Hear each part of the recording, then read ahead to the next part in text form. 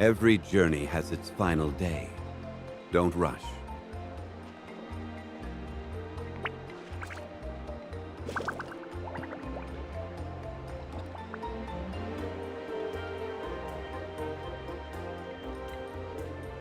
Osmanthus wine tastes the same as I remember. But where are those who share the memory?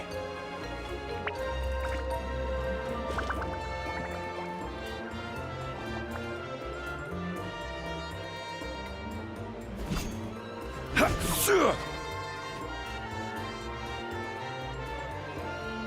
watch your footing. And the sky, too. Right.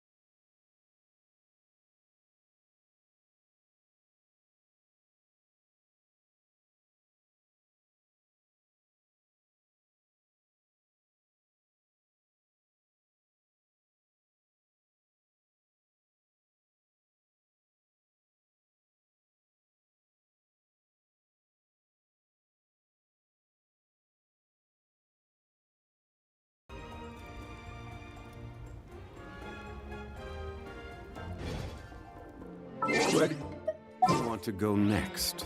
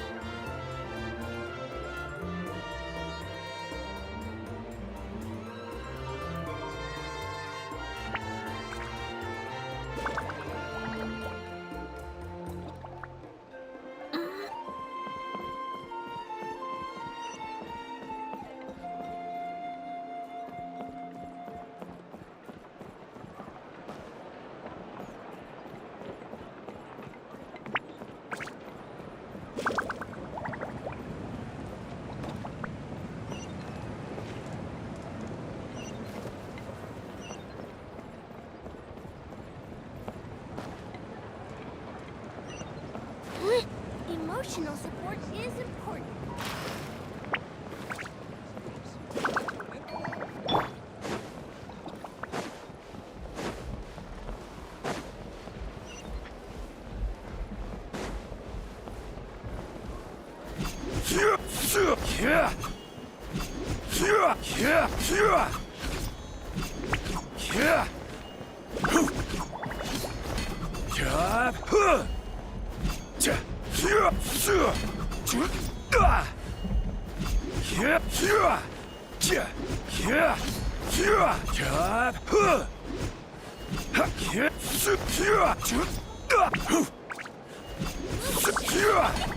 No one can catch me!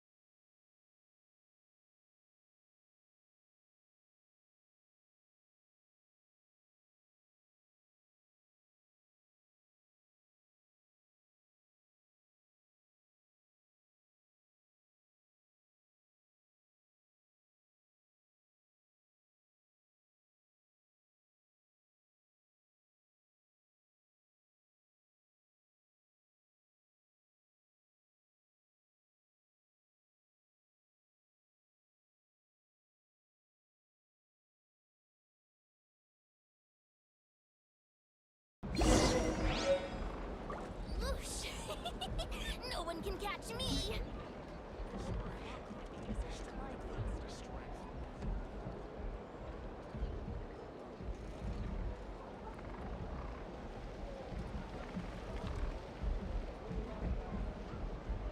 Boats are made for transferring commodities back and forth. And those that come across Liyue tend to stay a while. So it is where many things come to settle.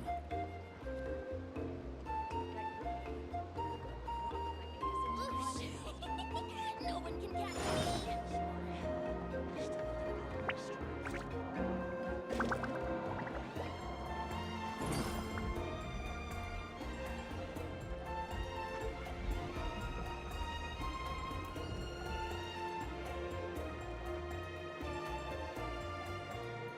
Osmanthus wine tastes the same as I remember.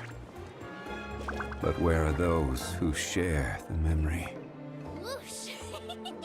No one can catch me!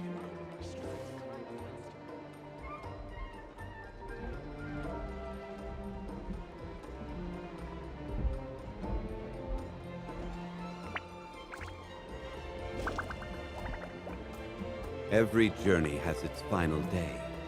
Don't rush.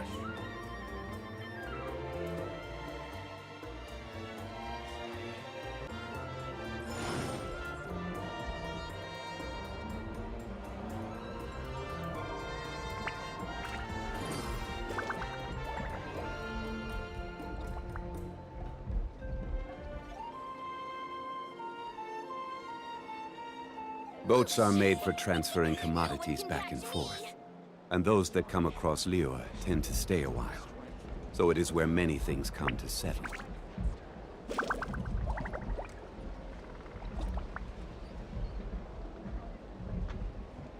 Osmanthus wine tastes the same as I remember. But where are those who share the memory? Whoosh! No one can catch me.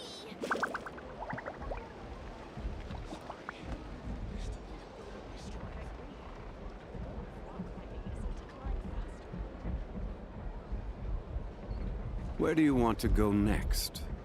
If you'd like to see Liyue's tourist spots, I have a few references.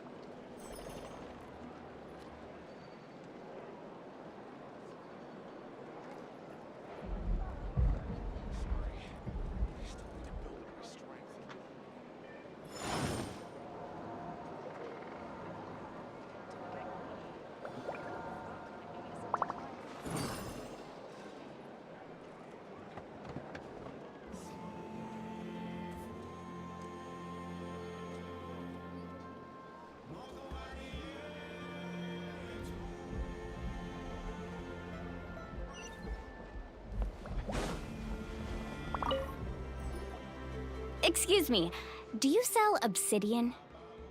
Why, yes. I've got a chunk for sale right over there. Perfect. Is that the only one, though? We actually need two. That might be tough. Tell you what, I'll take a look through these boxes over here and we'll see what we can find. Thank you so much. We'll wait here.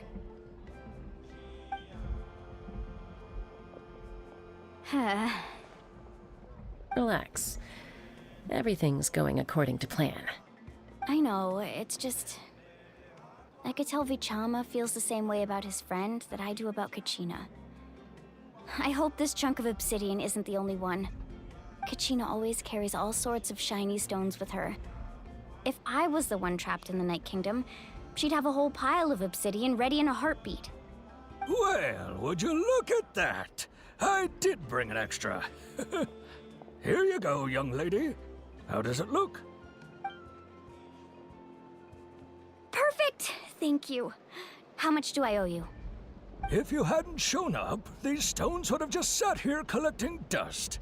I'll take 3,000 mora for both. Here you go. By the way, I heard you mention Vichama just now. You running an errand for him, then? How's he doing? Malco's been gone for 5 years now. It's about time he started to move forward. Do you know what happened between them? I heard about it in passing while I was out drinking one night, but I don't know all the details. Vichama and Malco grew up together, and even made a name for themselves together. Malco was an amazing fighter, capable of knocking out multiple opponents in a single hit, while Vichama excelled at scouting and analyzing the battlefield.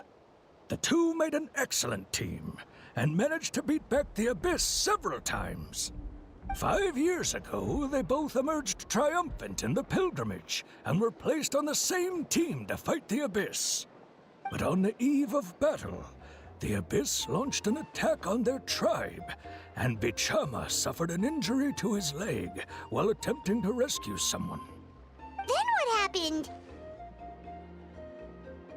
The team agreed that he couldn't fight the Abyss in his condition. Vichama didn't argue. He knew going to the front lines with an injured leg would make him a burden in battle. So they raised the issue with the Pyro Archon, and she agreed to let him stay behind. It's just... Malco and the others ended up facing hordes of abyssal monsters in numbers that far exceeded anyone's expectations. The team made an error in judgment, and they fell to the onslaught. Vichama went into a deep depression after that. He blames himself for everything.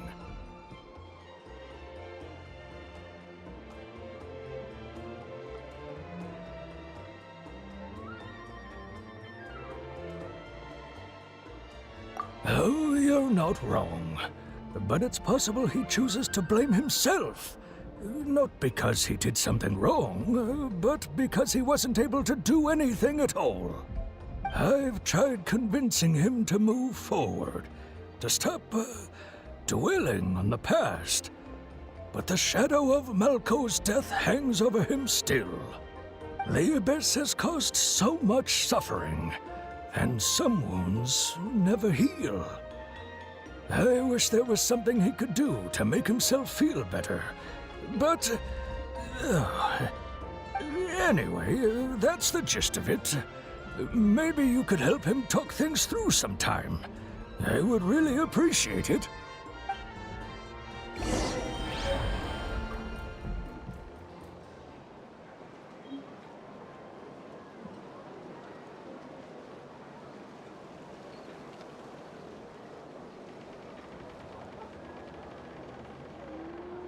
Boats are made for transferring commodities back and forth. And those that come across Liyue tend to stay a while. So it is where many things come to settle.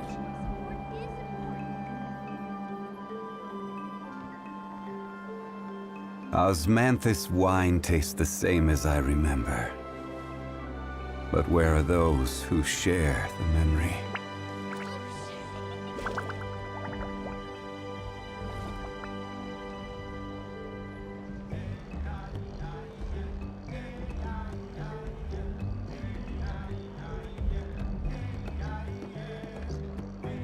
Every journey has its final day. Don't rush.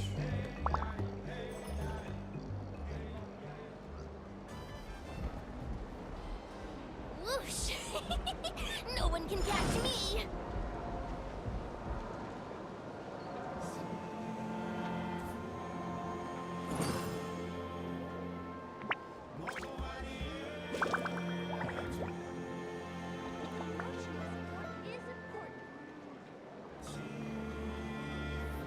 Osmanthus wine tastes the same as I remember.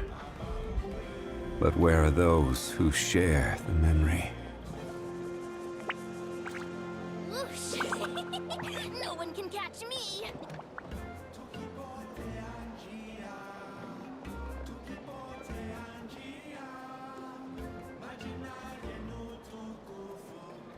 Boats are made for transferring commodities back and forth. And those that come across Liyue tend to stay a while. So it is where many things come to settle.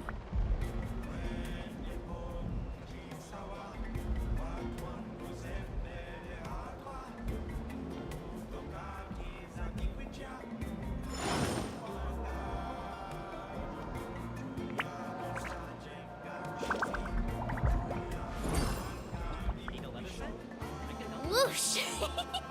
No one can catch me!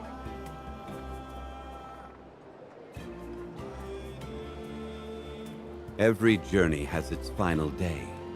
Don't rush.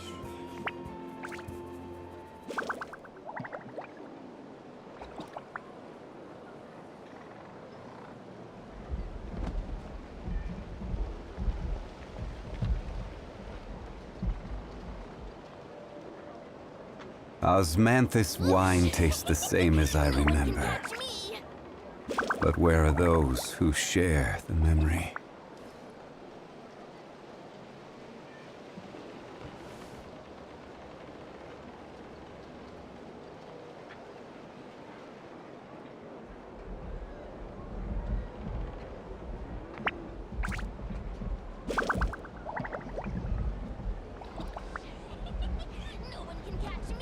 Where do you want to go next?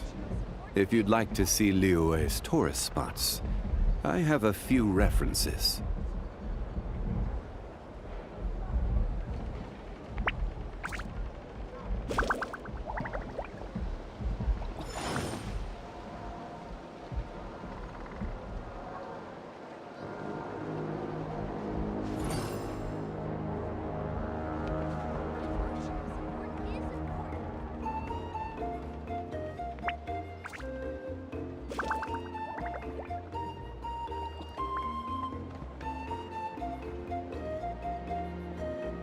Boats are made for transferring commodities back and forth. And those that come across Liyue tend to stay a while. So it is where many things come to settle.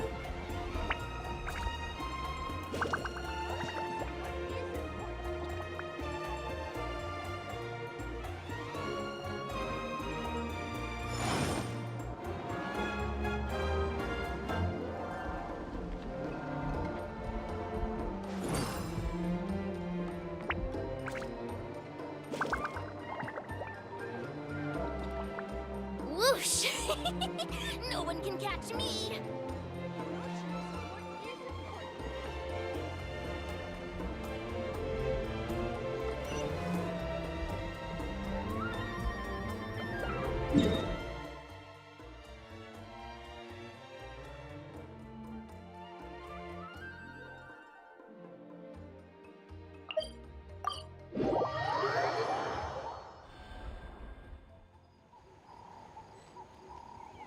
Osmanthus wine tastes the same as I remember.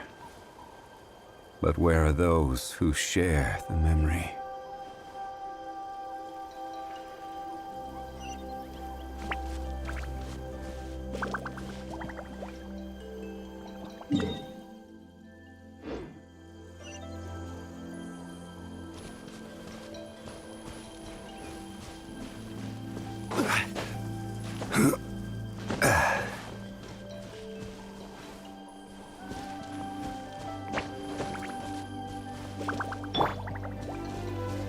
Spin to win!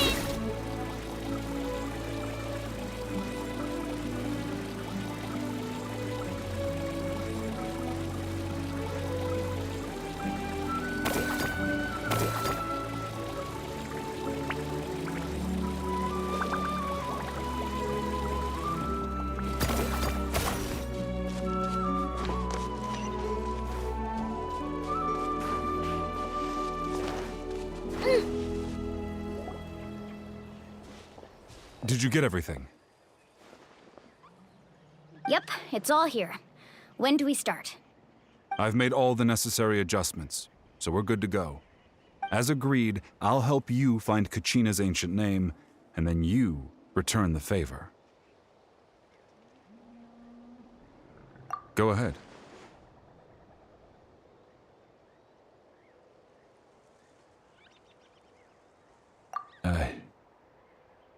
Yes. After Malco fell, I scoured the battlefield to see what happened. It turned out he wasn't bested by some impossibly powerful foe. He was dragged to his grave by the sheer number of enemies. If I had been there, I would have been able to sense the danger. I could have warned them not to advance. I've always blamed myself for what happened. But when you told me about Kachina, I realized there's a chance Malco might also be alive, fighting for survival in the Night Kingdom. But that happened several years ago, right? The Pyro Archon said all life within the Night Kingdom eventually becomes one with the Sea of Souls. There might not be much hope, but I still have to try. Malco and I promised each other, even if we never managed to root out the Abyss for good, we would fight together until the end. All right, let's get to it. I'll start searching for the conceptualized version of Kachina's ancient name. If you see any fragments scattered around the area, please collect them.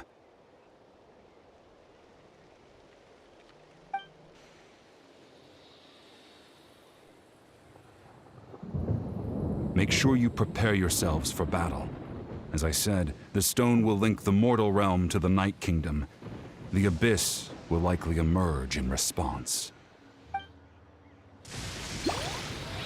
Look at that golden thing.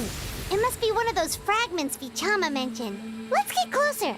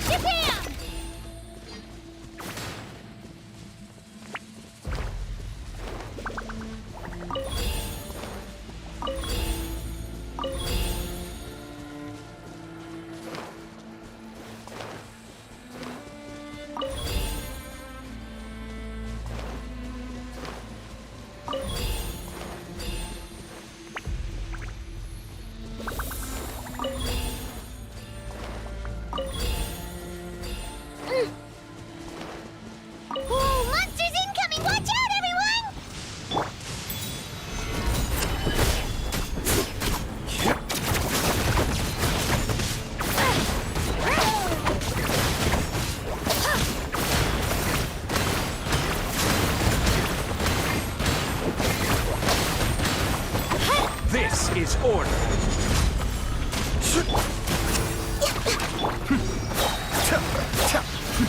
The depths beckon.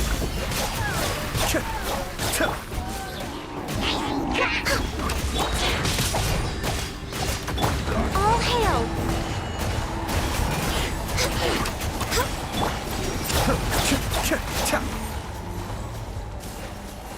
How much longer, Vichama?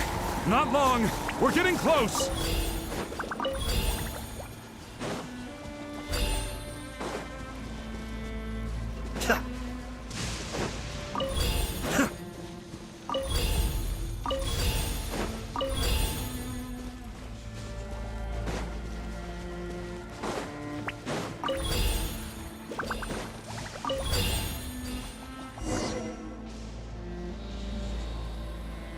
Vichama!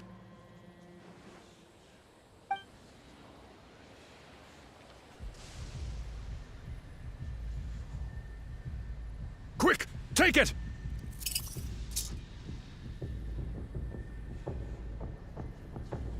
I found Kachina's ancient name.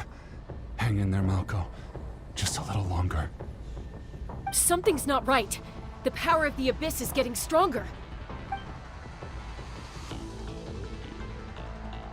The Abyss is corroding his body. Vichama, you can't keep going. You'll die.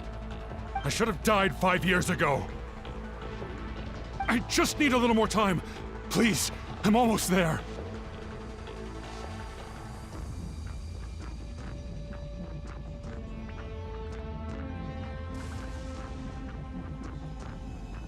Thank you.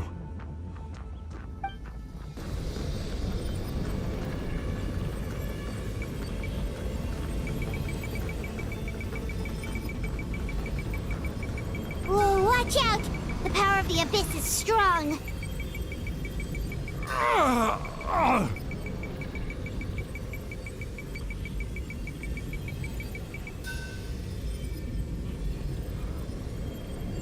This power. Hanging in there? Malko. No! Why can't I find him? Why? We can't wait any longer. Pull him away from the stone, Mualani. I already tried, but the power of the Abyss has him in a chokehold. It's like he's tied to the stone with an invisible rope. In that case, we have no choice. I'm sorry, Seat Lolly. Get back! Chaska, wait!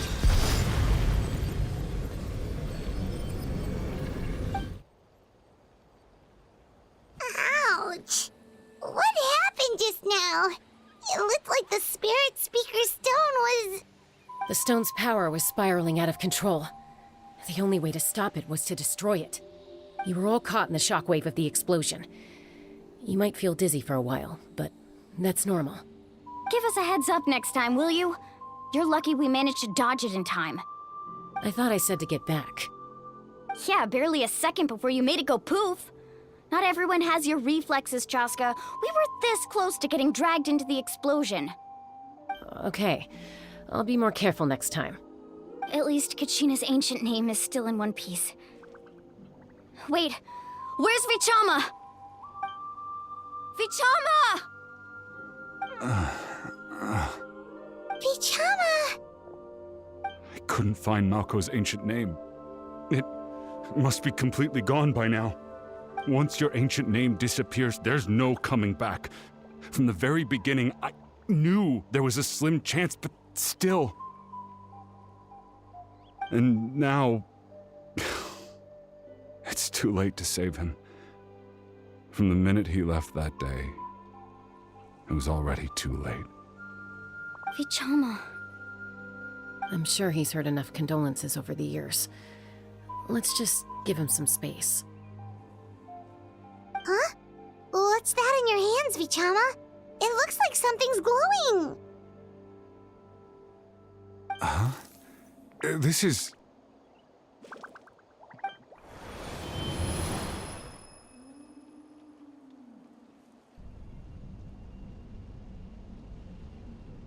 Hey, Malko. Got any strength left? Not enough to swing a sword, want to say a few last words? Sure. Too bad. No one will get to hear them. I never thought I'd actually die on this mission. Not that I'm afraid to die.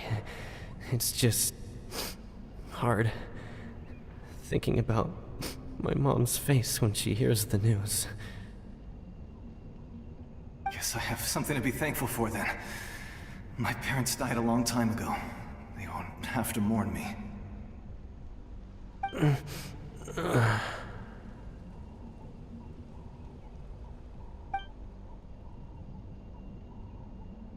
Pisak!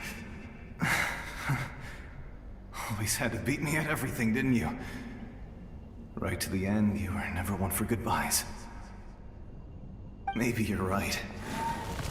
Maybe no one will get to hear our last words. But just in case... Vichama, I'm so glad you didn't come with us. Don't be sad. Just keep on living. For the both of us.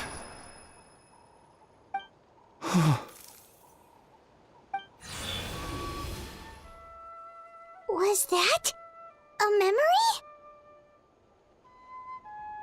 Seems like we were able to salvage something after all.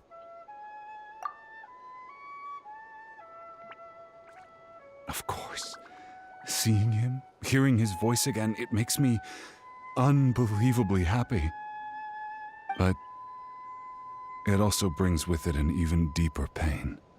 A deeper pain? Why? Malko was always the type to put on a brave face. But in that memory just now, his hands were shaking, and his smile was forced. For all these years, I regretted not being able to fight alongside him to the end. And now I know, at the end of his life, he was thinking the same thing. Vichama. I'm fine. Actually, I heard Chief Wyna wasn't really on board with your plan to go to the Night Kingdom. When you asked for my help, I hesitated too. I knew helping you find your friend's ancient name meant leading you one step closer to danger. But I also understood why you had to try. Everyone has regrets in life, but not everyone gets the chance to make up for them. Once allowed to fester, guilt strips us of our most valuable qualities as warriors. In that sense, we might as well choose the braver path from the very beginning. If I could do it all over again, I would have followed Malko to the front lines no matter what. Even with an injured leg, there were still things I could have done. That way, even if the outcome stayed the same, I still would have fought alongside him to the end. There are critical junctures in life, and if you don't seize the chance to act, there's no going back. That's something I had to learn in hindsight, but you're still at the crossroads of your journey, so I hope you can walk away without regrets. Thank you, Vichama. I feel even more determined now. Kachina will come back to us. I'll make sure of it. I promised I would find her, and I intend to keep that promise. That's good to hear. Strange. My body, it's... Once abyssal corrosion enters the body, a portion will fuse itself to your internal organs. Even though the Traveler possesses powers of purification, the corrosion can never be fully eradicated. Thanks to her, though, you are only briefly exposed. Slowing your breathing and controlling your emotions should help you keep the symptoms in check.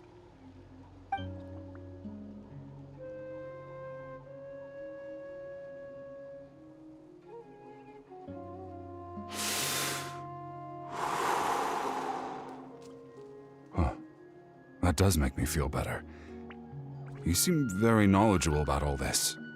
Just speaking from experience, that's all. Anyway, we've recovered Kachina's ancient name, so we're off to a great start. Let's get Vichama back to his tribe and tell Wyna the good news. Oh, and apologize for destroying the Spirit Speaker Stone. We had no choice, though, so he'll probably understand. right?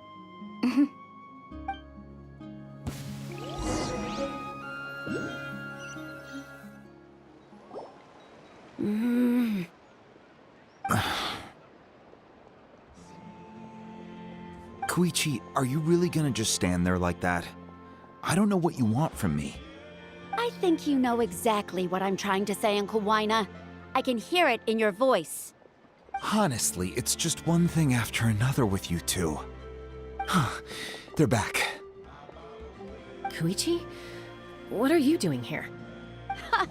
Don't play dumb with your own sister. You know exactly why I'm here. My apologies, everyone.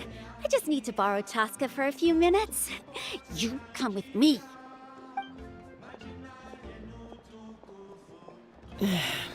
I'll be just a moment. Who is that? Koichi, Chaska's younger sister. Although the two aren't actually related by blood, it's kind of a long story.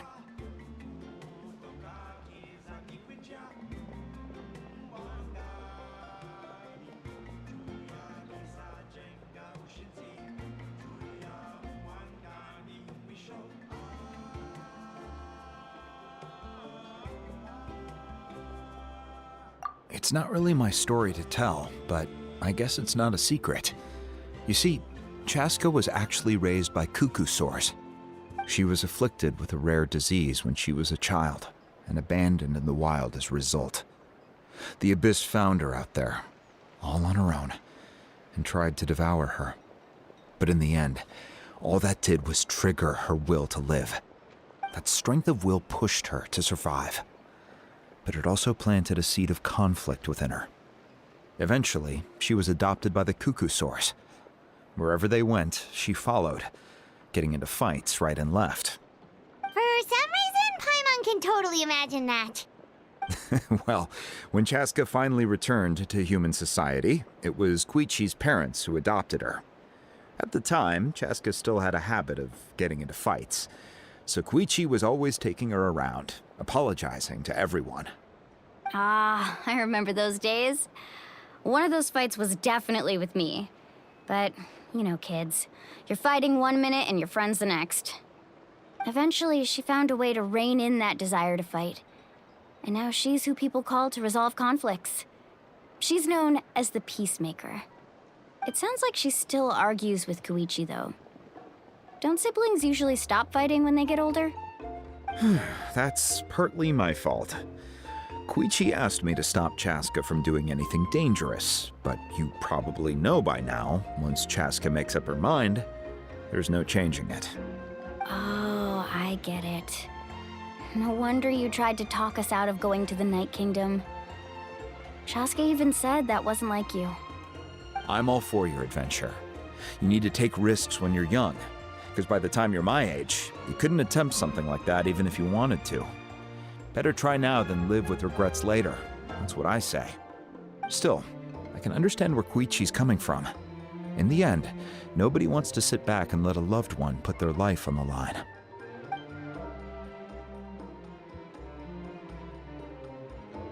All right, it's just the two of us now. You have 1 minute to explain yourself. I don't have anything to say. You don't have to approve, but you should know I only do what's necessary. That attitude is exactly the problem. It's like you don't care. You try to sneak off to the Night Kingdom behind my back and then play it down as if it's just a trip abroad. Well, technically I am going abroad, right? Again with the excuses! We agreed, didn't we? There are 4 levels of danger. If it's not something urgent, you can only engage in level 2 danger and below. You can only go up to level 3 if a situation is so dire there's absolutely no alternative. But a trip to the Night Kingdom? If that's not a level 4, I don't know what is. And you were just going to sneak into the place without saying anything. What do you mean, sneak into the place? I always planned on walking in there with my head held high. You bought off Uncle Wina, didn't you? He promised me he'd stop you from doing anything dangerous. Oh, it's like he didn't even try. You feel like he went back on his word. What if I told you my mind was made up, and there was nothing he could have done. Not even by force. Oh, I knew it! So he did try to say something, but you didn't listen! This is important. If you were in my shoes, you'd make the same decision. You don't know that! I'm a doctor, and I handle logistics. If you're going to waltz into a dangerous situation where you could lose control at any moment, it's my duty to say something! All right, whatever. Anything else? What do you mean, anything else? Why don't you reflect on what you've done and promise me you'll stay put? Time out. Is this one of our normal arguments or a serious one? Chaska, does it sound like I'm joking? Then, you need to know something. What happened to Kachina was partially my fault. I can't leave her there to die. That's not who I am. But the person you become when you lose control, that's also not who you are. That's a different issue. You said it yourself. A person is only as good as their morals. If I want to live in Natlan, I need to display qualities that make me worthy of this nation. I've also told you that managing your condition is equally important. Sometimes you have to make sacrifices. All right, let's stop this here. If we keep going, I might actually have to get serious. And I think Waina prefers his roof attached to his house. Is that a threat? That sounds like a threat to me. Koichi! Younger sisters are supposed to listen to their elders. So, you're really going to go, no matter what I say? I'm supposed to be your sister. Then support me. I'll be back. All you have to do is wait.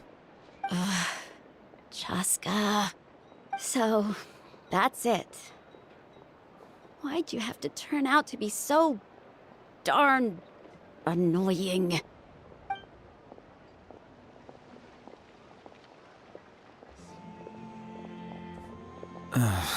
You two are something else. Something you wanted to say? I know you aren't related by blood, but you two sure are similar. Really? You know, I said that very thing to Koichi not too long ago, and she reacted the exact same way, down to the very tone of voice. It's not my place to get involved, but I will say this. Try to spend a little more time with your sister. You're tough kids. That doesn't mean you have to go it alone. Thank you. Anytime. All right. If you're done with the Spirit Speaker Stone, you might as well hand it over. According to Kinich, it's an important ceremonial artifact, so it'd be safer to keep it with me. About that. If only Tone Deaf Bard was here, he could have repaired it just like the Holy Liar. The Spirit Speaker Stone might be 2 stones now. Huh?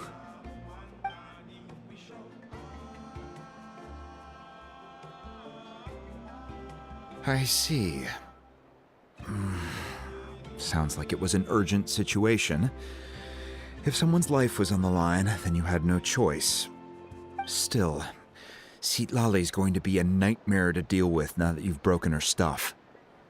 I'll explain everything to her later. Stay safe out there in the Night Kingdom, okay? I'll wait here for your safe return.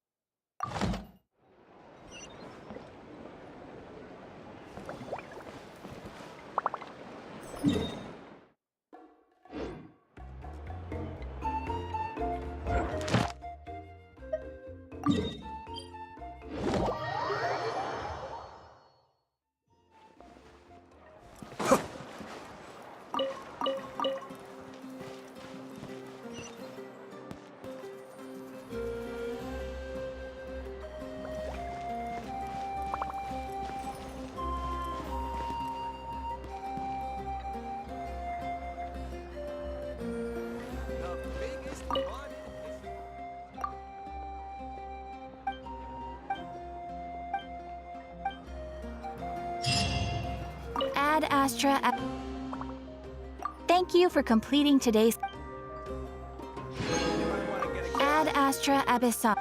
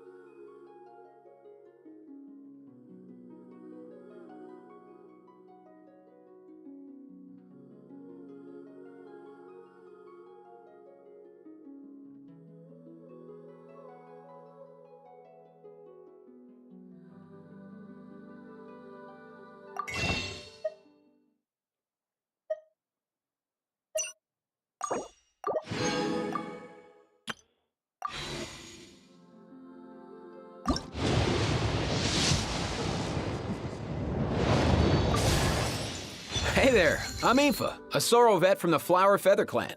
You've probably heard some things about me already, but it's all good. Whatever impression you have of me, I say let's wipe the slate clean and just get to know each other. Oh yeah, then there's this little dude. That's Kakuku, my assistant. Sorrow vet in a different sense of the word, I guess. I hope the two of you will get along. Nice to meet you, bro.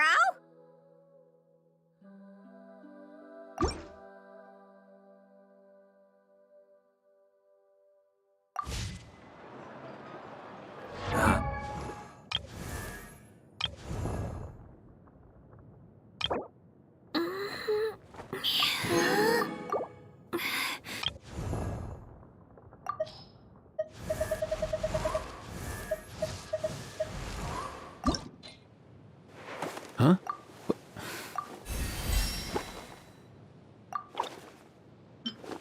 Hey, get out! Cuckoo!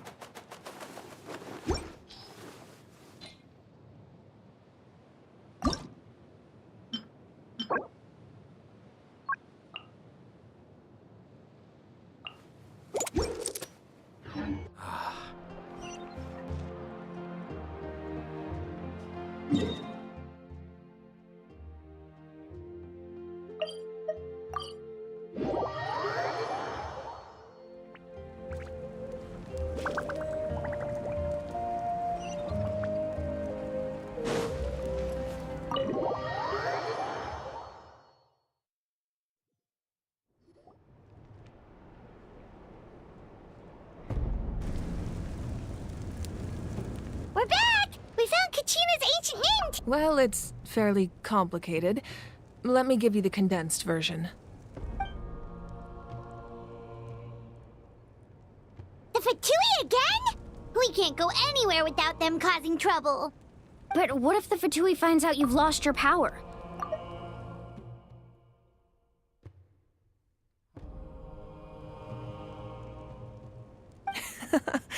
That's why it has to be our little secret.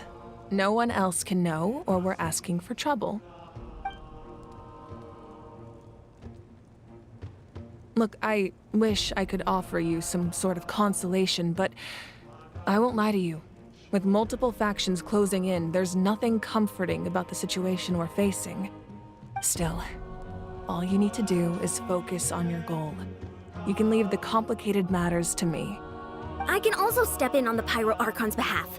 There's a limit to what I can accomplish, but I'll help you however I can. There's no need to be so modest, Yan-san. Your incredible strength has long been a well-known fact. You're the pride of your tribe. Archon, I'm sorry about before. You have so much on your plate, so much that you have to worry about. But all I could do was focus on my own feelings. You have nothing to be sorry about. We all get overwhelmed by our emotions, myself included. Your reaction to Kachina's disappearance, I understand that feeling very well. Well, now that we have Kachina's ancient name, let's go track her down. Follow me.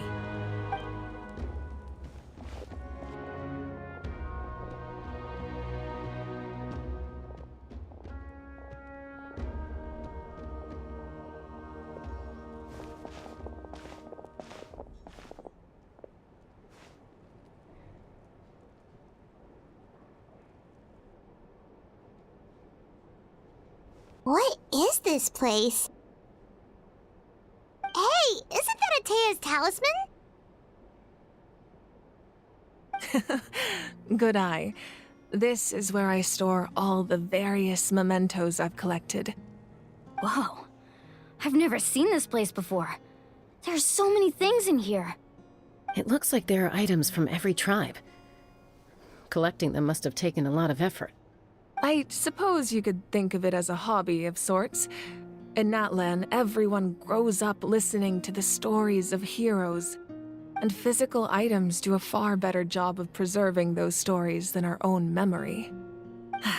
Now, I still have some preparations to make for the ceremony, so feel free to take a look around in the meantime.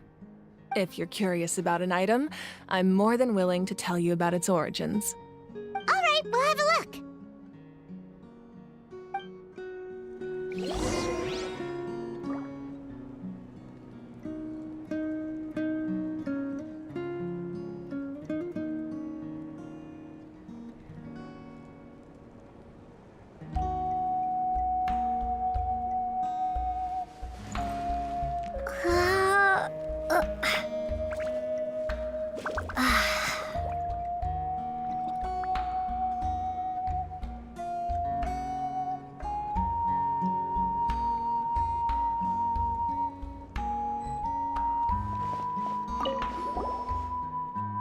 Hey, there's a fishing rod here. It must have belonged to the people of the springs. That's right. It belongs to a legendary fisherman named Matavaru.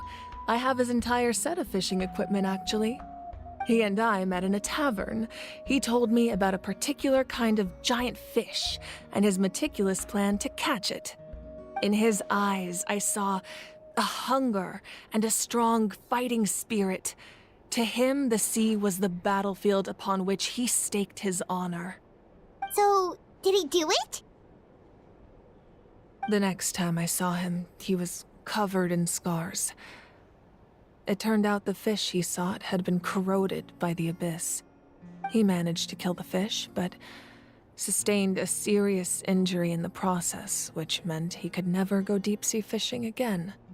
Can a fisherman claim victory if he fails to bring back his catch? That's what he asked me in the end. Well, Paimon thinks he won. That was my answer as well. The experience was far more valuable than the prize itself. In the end, he didn't want his tools to go to waste, so he gave them to me. Wait, that means you also know how to fish. Maybe we can go head-to-head sometime.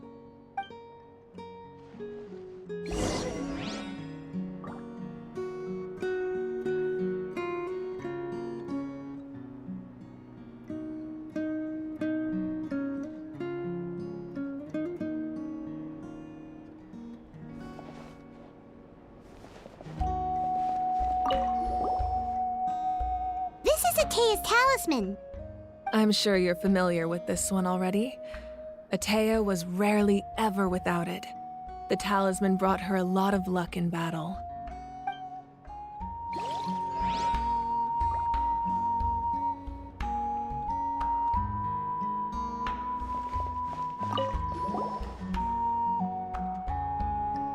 The powder still needs some time to settle. So let's wait a little longer. Well, what do you think of my collection? Do you feel like you have a better understanding of Natlan's culture now? Yeah! If each item represents a different story, seems like Natlan's really been through a lot. Does every item hold a special memory, just like Atea's talisman? That's right. The items in my collection actually serve a similar purpose to the ancient names passed down among the tribes. They demonstrate the true shape of time. The shape of time? Most people perceive time as a linear concept, almost like a straight line that can only move forward.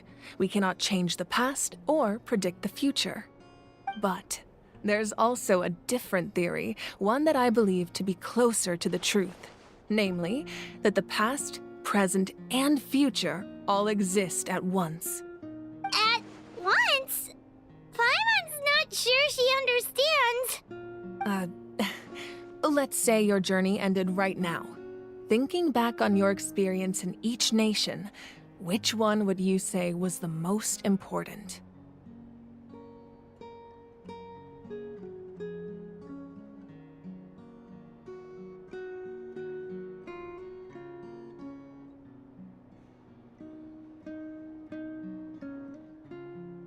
Exactly. Even at the end of your journey, the things you experienced along the way don't cease to exist. They become part of who you are.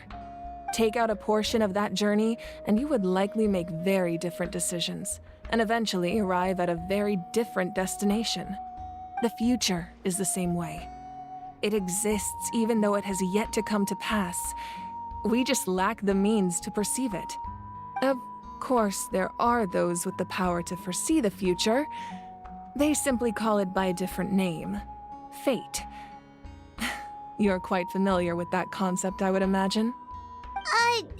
That does kinda make sense. The future hasn't happened, but already exists. Humanity excels at living in the present, but too often we forget the past and neglect the future. While the pilgrimage and the Night Warden Wars lead us to a better future.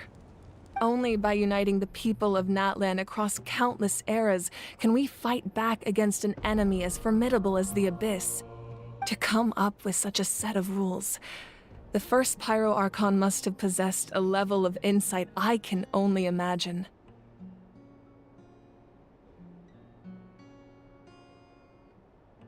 That's correct. At first, he was a mortal man with no special power. After he ascended to the Divine Throne, he used it to borrow power from the heavens and establish the rules of Natlan. Namely, a framework through which ordinary people can ascend to Archonhood. By holding the pilgrimage, we're able to determine the strongest among us. And when that person ascends to the Divine Throne, their inner flame will awaken. In addition, the sacred flame will grant them significant knowledge and memory of this land. After all, that's how I came to know everything I just told you. So, it all comes down to the power of the Divine Throne and the rules. Wait, is that a family portrait? Yes, that's my mother, father, younger sister, and the little saurians we raised. I turned a piece of my dad's leather armor into a canvas and commissioned a famous artist to paint our likeness. Your sister is so cute! It looks like the two of you are really close. Paimon was having a hard time thinking of an Archon as an ordinary person, but seeing this portrait, it kind of makes sense now. It really doesn't look like there was anything special about you before. Oh, wait, is Paimon allowed to say that? A little late for that question, don't you think? Sorry! Paimon's so sorry! Paimon's mouth works faster than her brain sometimes! It's all right. I'd never get upset over something like that. No matter what others may say, my past is a precious part of my identity. I'm forever proud of the life I used to lead. Becoming the Archon doesn't mean you sever ties with your family. The position just comes with a lot of responsibilities. so it impacts how often you get to see them. My father made the most delicious stew, so my sister would often bring me a large pot of his cooking, and we would sit on a blanket and eat it together. One time, we didn't close the door securely, and the saurians we were raising ran into the room and knocked over the entire pot. My sister immediately burst into tears. The two troublemakers were going for the meat, but when they saw my sister's distress, they froze on the spot.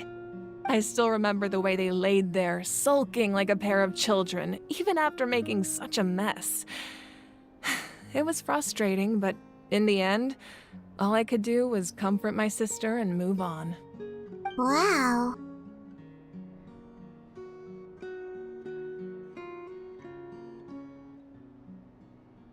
Isn't that what being a family is all about? I think about that story a lot, actually.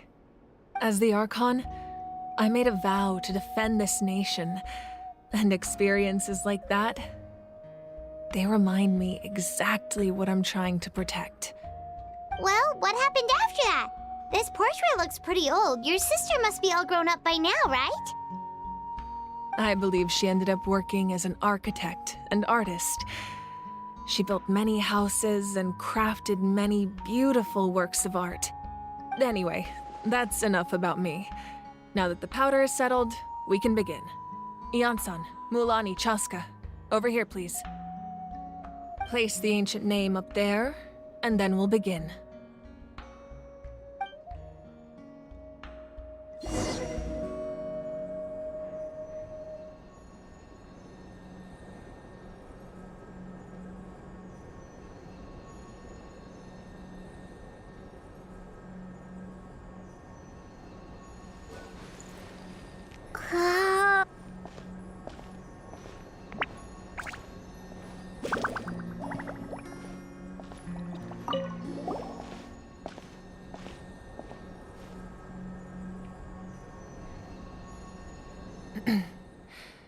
Surely as the echoes of life resound through heaven and earth, so too shall our stories remain eternal. Ancient name, take us to your fated bearer. Allow her to answer our call.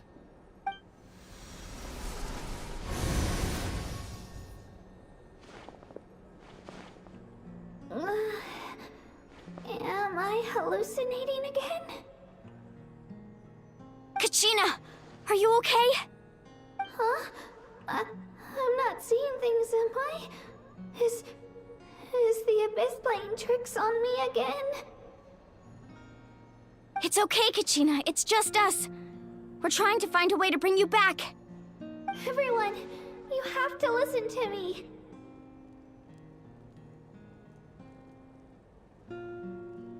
I've been investigating the Night Kingdom this entire time, and I figured out what's wrong. The Wyab is being affected by the Abyss. I was waiting for the Wyab to send me back, but then this really strong monster came in and it almost killed me.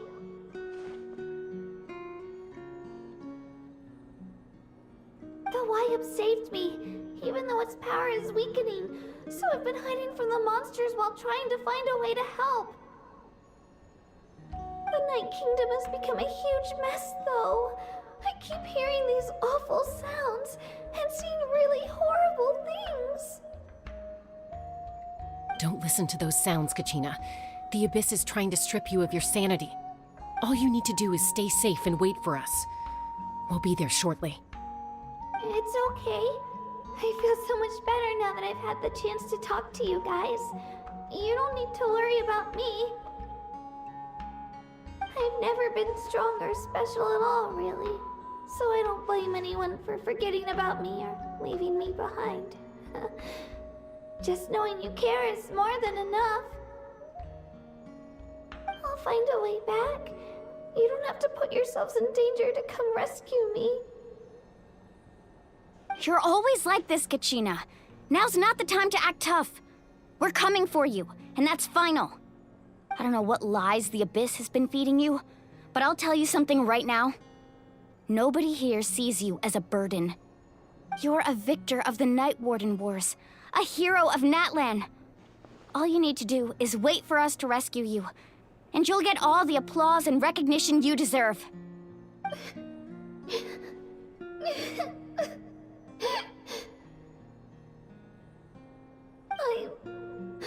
I'm really scared. Everything's so dark and creepy here. And I want to go home. Still, I don't want you to put yourselves in danger because of me. I don't want to hold anyone back ever again. All you need to do is place your trust in us, just like you always have. No one fights alone. We're not leaving you behind. Not ever. Yeah, we're so close. We can't call it quits now. Thank you. Be careful. Looks like we've lost contact. Now comes the most dangerous part. You have to traverse the Night Kingdom in your physical form. This entrance to the Night Kingdom was left behind after an abyssal invasion. Even a brief amount of time inside could expose you to corrosion. I know. I'm prepared for that possibility. All right, then I wish you all the best. I'll tell Koichi to be ready just in case. She's very experienced in dealing with abyssal corruption. That face you just made. Don't tell me you two got into another argument. No, I just feel bad for creating more work for her. I'll go with them too, Archon. The more people, the stronger the party. Thank you so much for your help, everyone. It really means a lot that you're willing to brave these dangers with me. And there's no time to lose, so let's get going. Now that I've lost my power, I won't be able to provide much practical support. But I can still keep an eye on the situation from here. Eon-san, I know it's unlikely, but if you encounter a situation you can't handle... That won't happen. I hope not.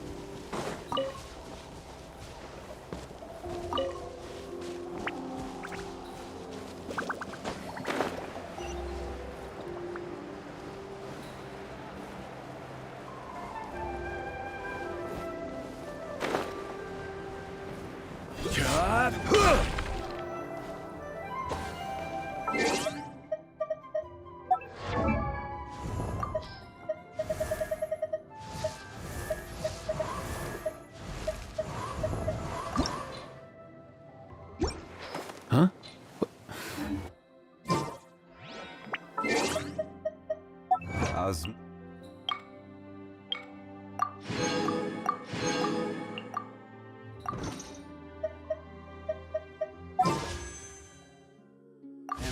This wine tastes the same as I remember.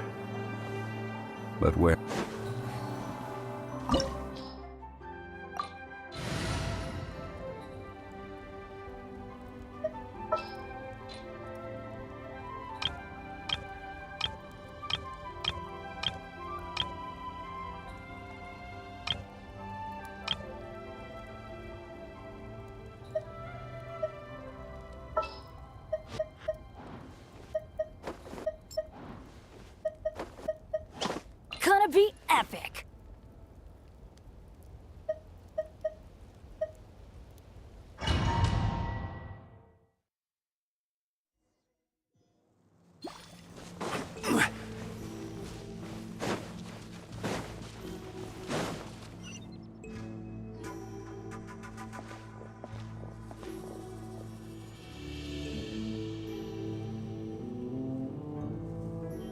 So we're underneath Natlan right now?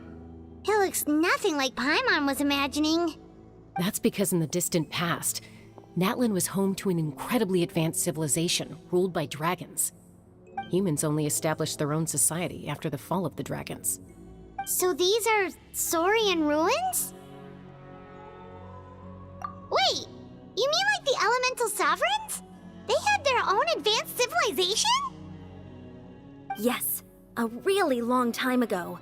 Very few records have survived until now, so no one really knows what the devices here are for.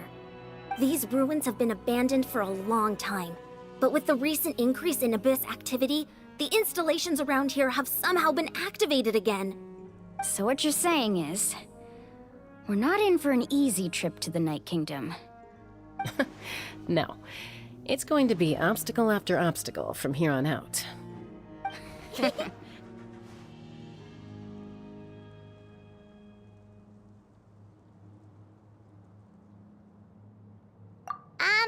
Why are you all laughing like that? It's creeping Paimon out. It's the...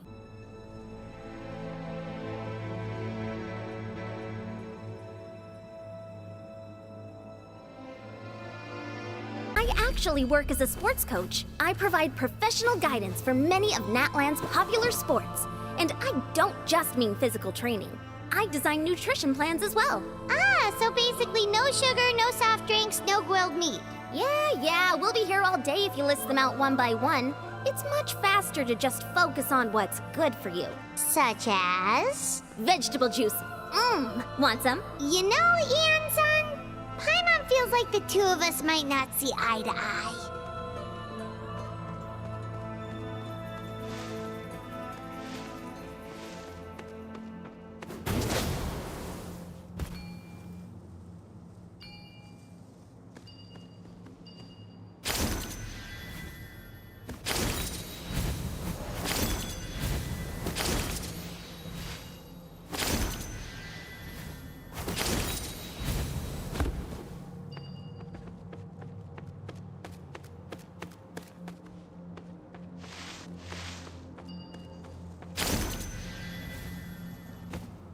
Those guys look familiar.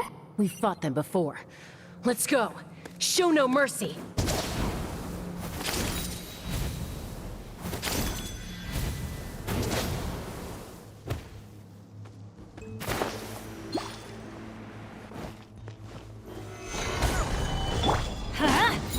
Access denied. Be still. Kamisato on. Suiyu! I will have order.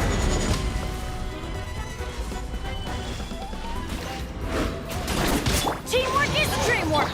For Rex Lapis! Born of ice and frost. Cascade.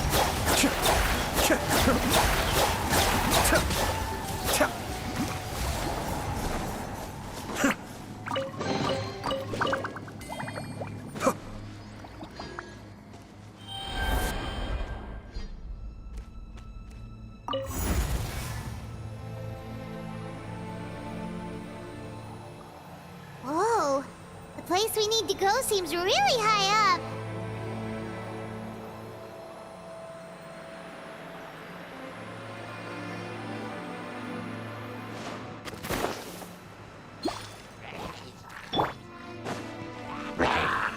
Solidify! Let's light it up! Access denied. Mind the deluge.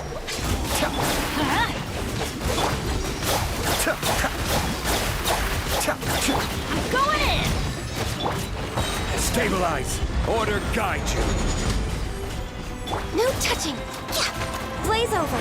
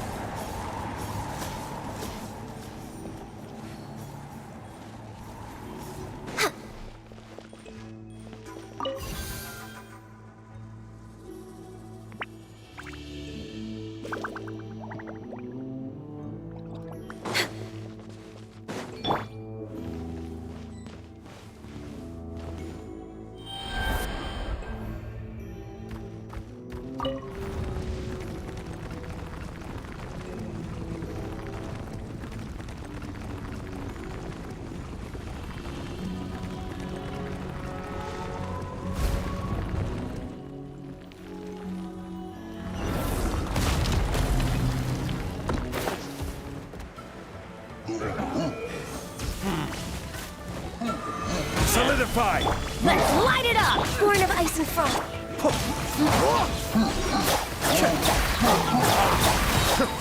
Kamisato up. Suiyu! Teamwork is true! This is order. Stabilize! For Rex Lapis. No touching.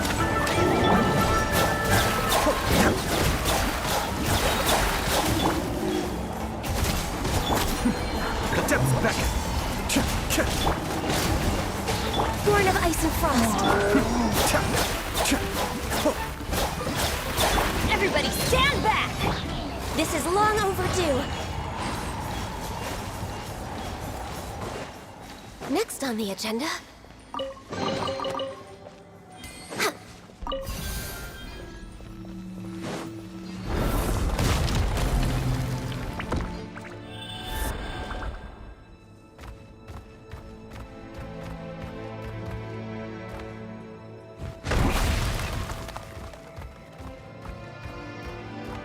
This is the final stretch. We just need to climb up, and we'll be there.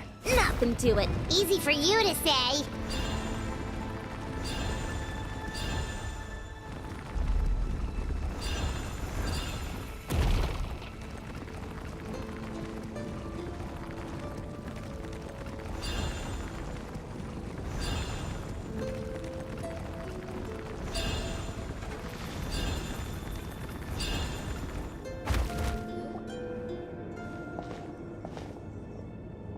This must be the entrance the Pyro Archon told us about.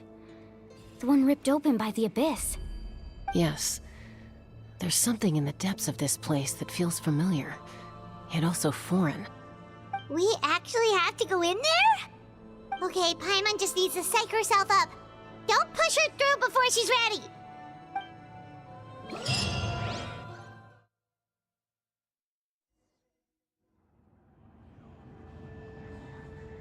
Hey! You don't have to drag Paimon! You're pulling too hard!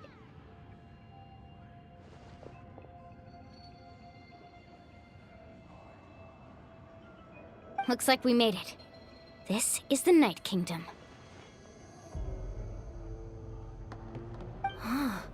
It looks so different from what I imagined in the story. That overflow of energy is probably what trapped Kachina here in the first place.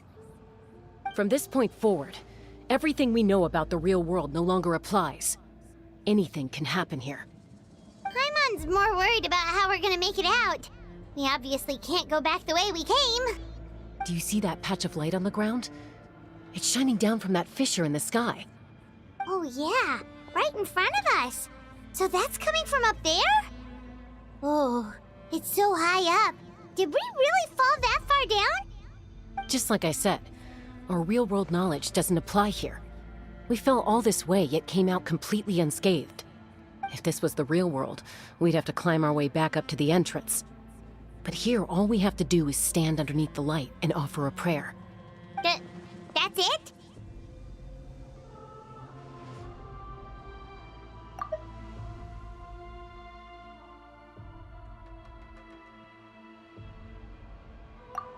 Right. We still got a job to do.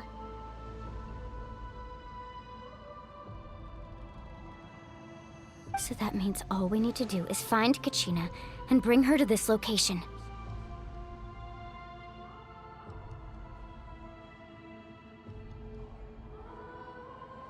Exactly. This light is streaming in from the real world. It's a link between the two realms. The terrain looks difficult to navigate, and the visibility's not great either. How are we supposed to find Kachina in these conditions? Yeah, these floating black things don't look super friendly either.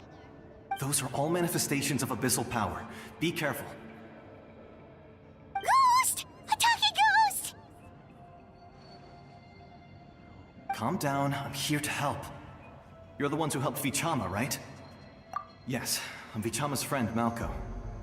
I was completely lost to this realm until I sensed a mysterious power calling out to me. It's like it was seeking me out, attempting to reassemble the pieces of who I used to be. Of course, it could only do so much. I'm sorry I can only appear before you in this imperfect form. No, we should be the ones apologizing. If the Spirit Speaker Stone hadn't become corrupted by the Abyss, we could have done much more. But we had to destroy it. Otherwise, Vichama and his tribe would have been in danger. Of course. Thank you for protecting him. I never imagined that, even after all these years, he'd still take such a risk for me. Under the power of the stone, it felt like our souls were connected. Turns out even our regrets were exactly the same. Whether in triumph or death, you want your best friend by your side. Exactly. That may not be in the cards for us, but it's not too late for you. You're looking for a young girl from the Children of Echoes, right? She's being chased by an embodiment of abyssal power. I'd like to help her while I'm still in this form, so follow me. Be careful. This place has been severely corroded by the Abyss. Paimon didn't realize it had gotten this bad. It's like a seething volcano ready to engulf our world at any moment. Ouch! Quick, get back here! You cannot go on. Stick close to me. My power will be able to ward off attacks for the time being.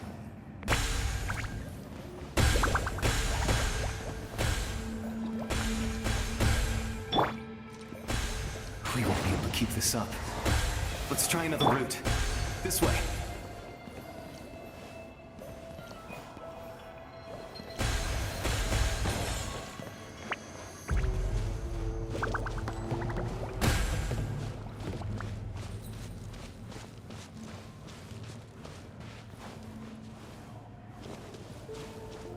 Not good. More monsters. We shouldn't waste our time on them.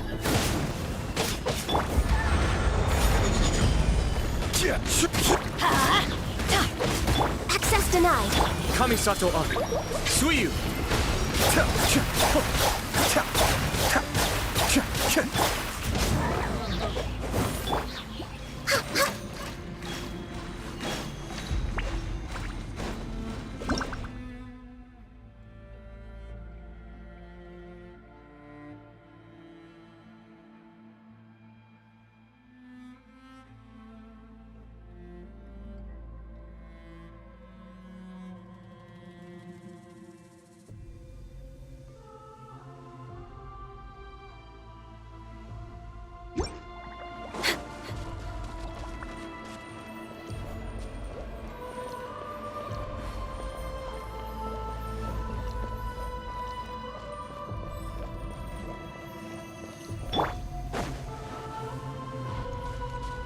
Oh, Paimon can't see anything! It's easy to get lost here. Just stick close.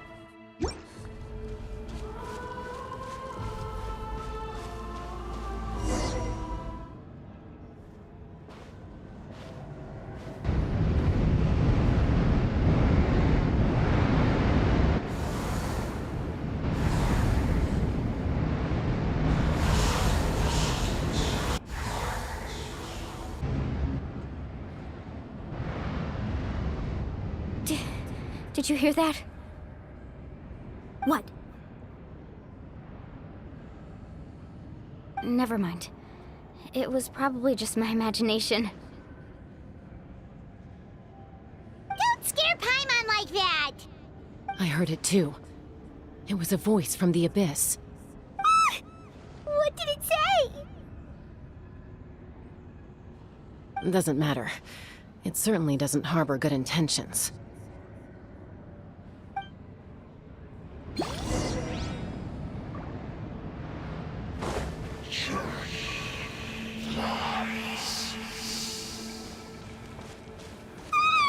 Paimon just heard it too!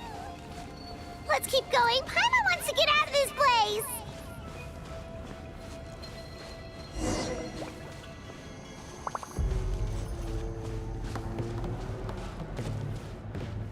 Hey, wrong way! Get back here!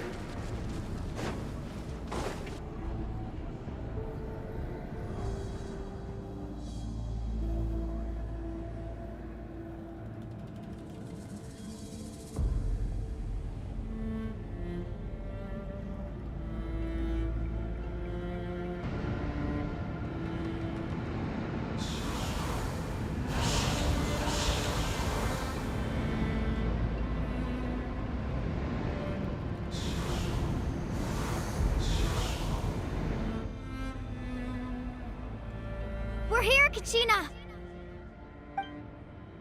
Honey? You made it! Looks like our reunion will have to wait until we take care of these monsters. Good idea. Let's go!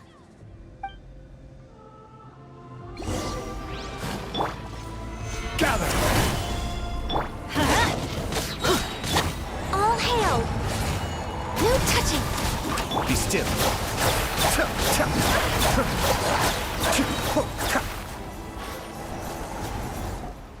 You're here!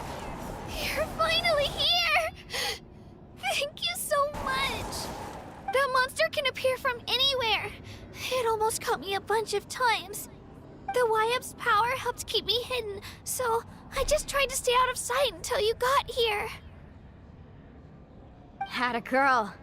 You did so well. And most importantly, you weren't hurt.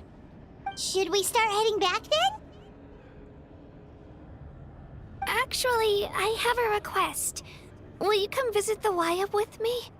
I can't exactly put it into words, but something's wrong with the Ode of Resurrection. And I know it has something to do with the contamination from the Abyss. That was the Pyro Archon's theory as well. Everything we've seen here certainly seems to back it up. In the Night Kingdom, there are 6 main totem poles representing the Wyab of each tribe. You can think of them like the body of each Wyab. Additional totem poles, like the ones around here, serve as proxies to which the Wyab can extend their consciousness. There are countless proxies scattered around the Night Kingdom. Through them, the Wyab can extend their consciousness over the entire realm and track down souls no matter where they roam. But if a proxy were to become severely contaminated, then a soul could become lost within the Night Kingdom. Judging by the current situation, I don't think we're dealing with just one contaminated proxy. Even if we could drive back the abyssal power from one of them, that probably wouldn't even put a dent in the problem. Still, we can't just leave the Y-Up to suffer. It's protected me this whole time. I agree. We might even manage to draw out the monster that's been hunting Kachina. Getting rid of the monster might slow down the deterioration of the Night Kingdom.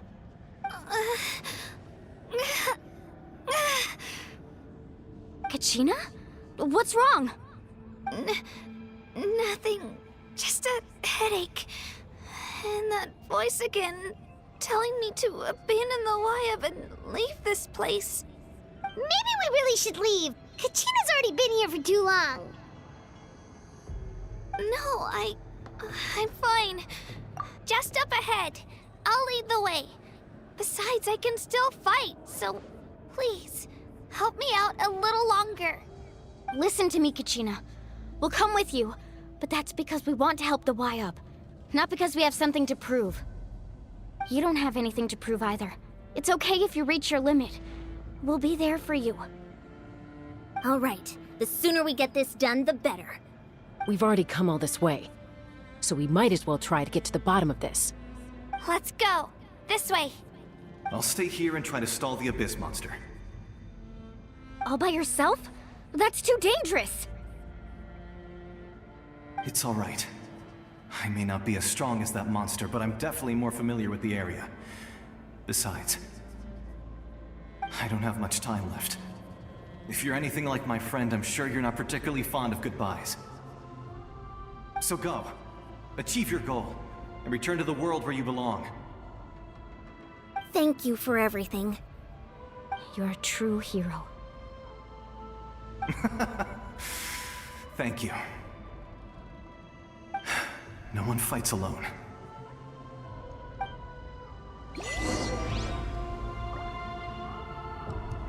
Does your head... I'm fine.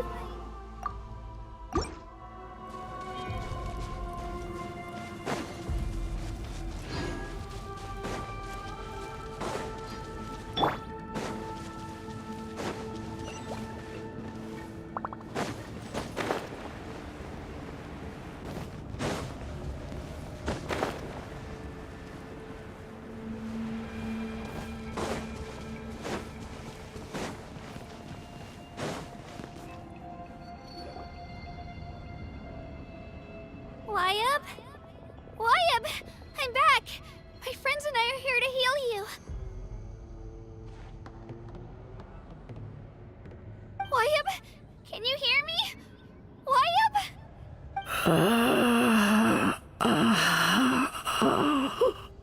So we were right. The contamination is already too severe. It's preventing the Wyab from answering our calls. All right, get ready, everyone. Time to purge the abyssal energy from this place. Careful. We've got company. Already? You really think that puny soul could slow me down? Courage in the face of futility is pure folly. He tried to get in my way, so I disposed of him. You killed Malco? He would have dispersed with or without me. Rather than worrying about him, I would urge you to focus on yourself. You may have defeated others of my kind in the past, but underestimate me now, and it will be to your peril. No, the power of the Abyss is intoxicating. The destruction it seeks captivates like a masterful work of art. I strive only for the opportunity to see it up close. I thought this naive little girl was an exception, but it turns out humanity is full of lambs willing to offer themselves up to the slaughter. That is the tragedy of your short lives. You understand nothing of all-encompassing power.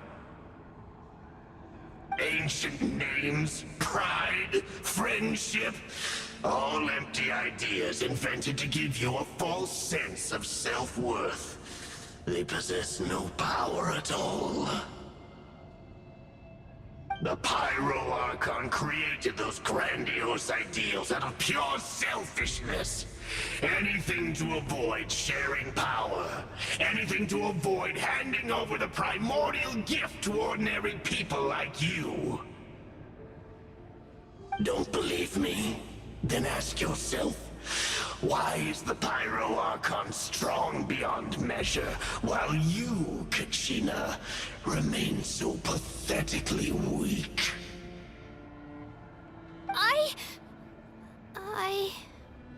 Kachina! Give me your hand.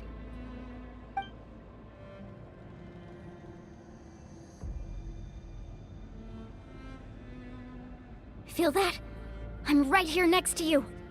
Thanks, Moalani. You're right. I have nothing to fear. Because I'm not alone anymore. You're right. Maybe comforting ideals don't have any power. But you also couldn't be more wrong. You've never had to work for your own strength, so you will never understand the true source of our power. What?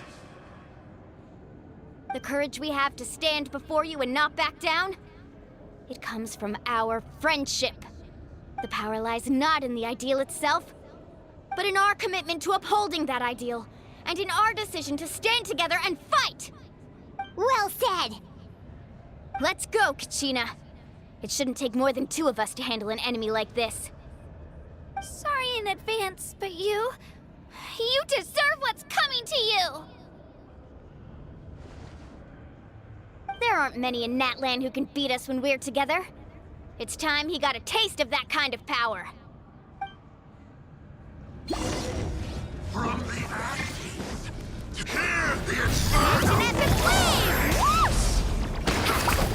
Drilling down! The power of flame compels let the flames of redemption burn! Bastard! How brightly burns the Let her rip!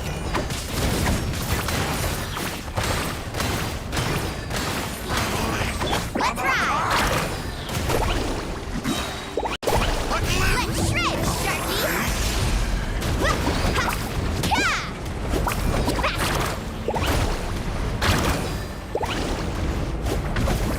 What a small price you pay! We won! We actually won!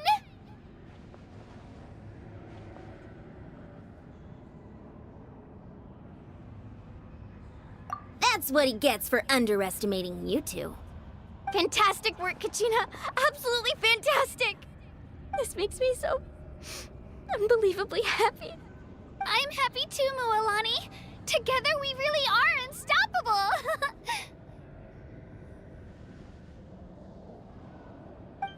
Huh? What's happening?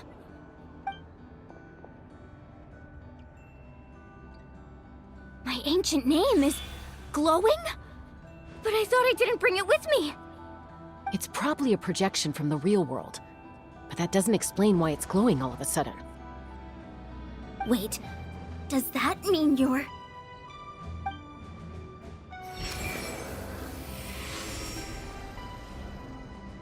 That was a bold move.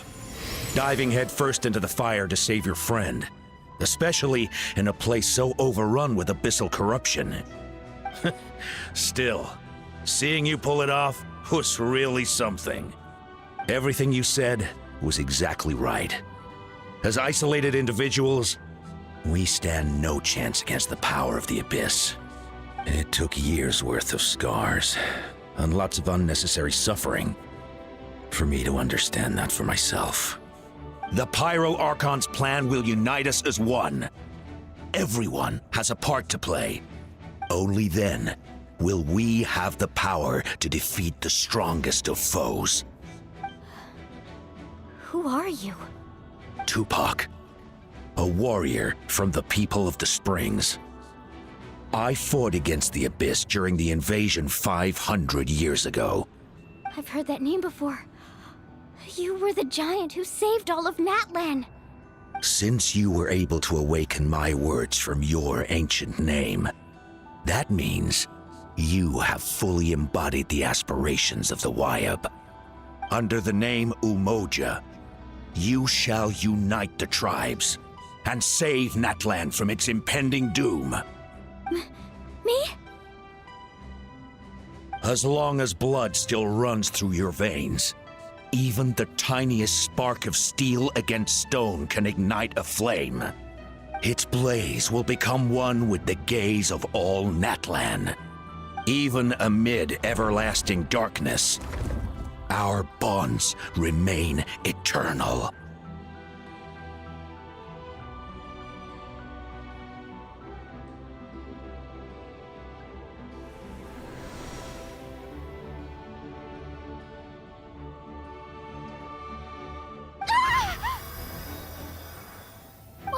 What's wrong, Mualani? So many memories. My brain was just flooded with everything he once knew. So that's what happened. What do you mean? Did you just figure something out? 500 years ago, they foresaw the very crisis we're facing now. Efforts to save Natlan started all the way back then. We can go over the details once we get back. We shouldn't linger here longer than we have to. I know bits and pieces, but I had no idea Mualani was also part of the plan. This sounds like something that's going to need a lot of explaining. Let's focus on saving the Wyab first.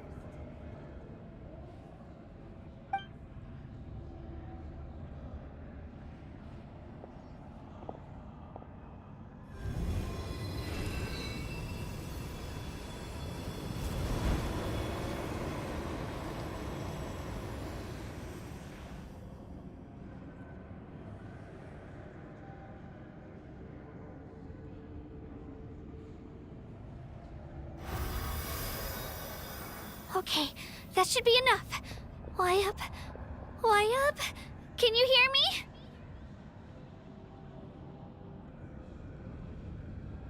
I hear your voice, Kachina. My dear child. Great. Well then, I'm afraid it's time to say goodbye. I just wanted to make sure you were okay before we leave, but we can't afford to stay here any longer. I was going to ask why you bestowed an ancient name upon someone like me, but it's okay. I'll keep searching within myself for the answer. I'll never stop trying to improve my strength. One day, I'll live up to the hero you saw in me. You are already an outstanding child in my eyes, Kachina. No matter what happens. Huh? You are all my most beloved children. It has always been my honor to protect and nurture you. Your ancient name is just that, a name. Much like your parents chose to name you Kachina, I also gave you a name, but it need not define you. Focus on who you want to be. You are already worthy of your name. Now, you need only devote yourself to becoming a better you. The story of your ancient name is for you to continue. Just like your parents, my love for you will never change, no matter what the future holds.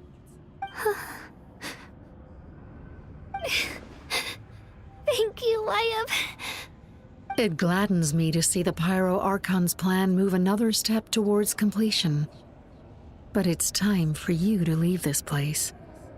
The situation here is getting worse. Go now, my children. Save Natlan on behalf of all you hold dear.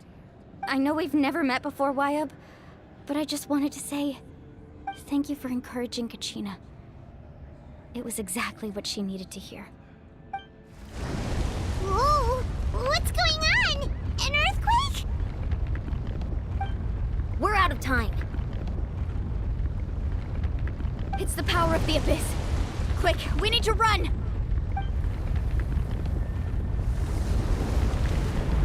It's a Seelie! The Seelie opened the way for us!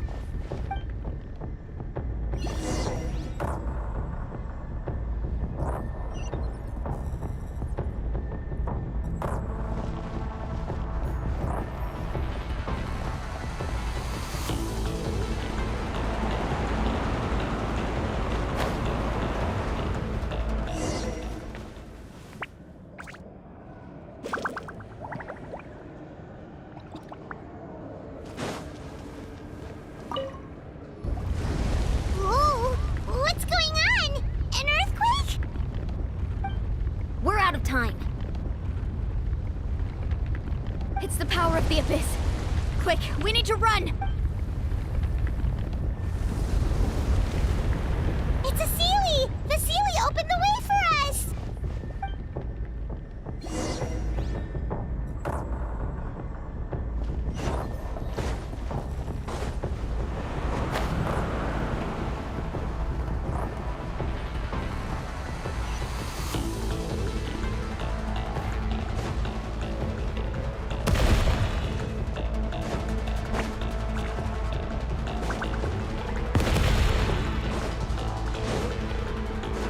The opening in the sky! It's closing! We need to hurry, or we'll be stuck here!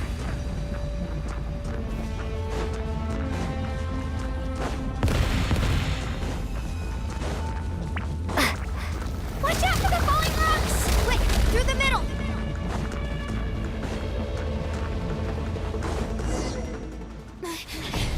Come on, faster! We'll never make it!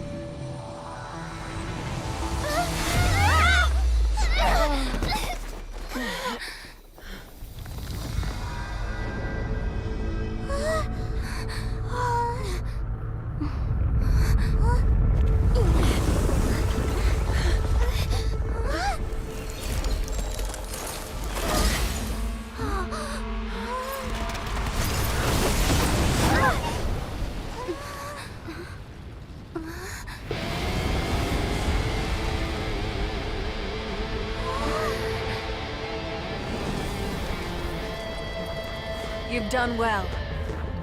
Now come home.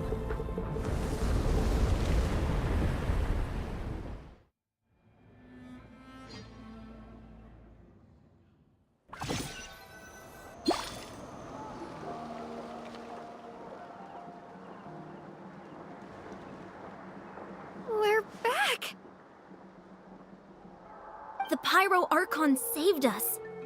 But she's not here.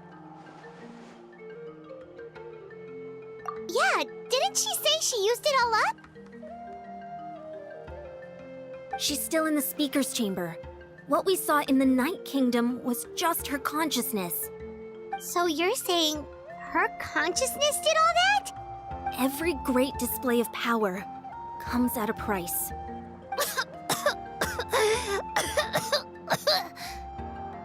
You must feel terrible, Kachina. Just hold on. We'll get you to a doctor soon. Let's get back to the stadium. The Pyro Archon said she'd have a doctor waiting for us. I recommend getting a full checkup, just to make sure no damage gets left behind. Paimon feels okay. What about you, Traveler? Right. You always seem to do pretty well against the Abyss. Let's get going. We need to share what we learned in the Night Kingdom as well. Right. The Wyatt mentioned something about the Pyro Archon's plan. What is it exactly? I'll let her explain everything. We're all a part of the plan now. Every move we make from here on out will decide Natlan's ultimate fate.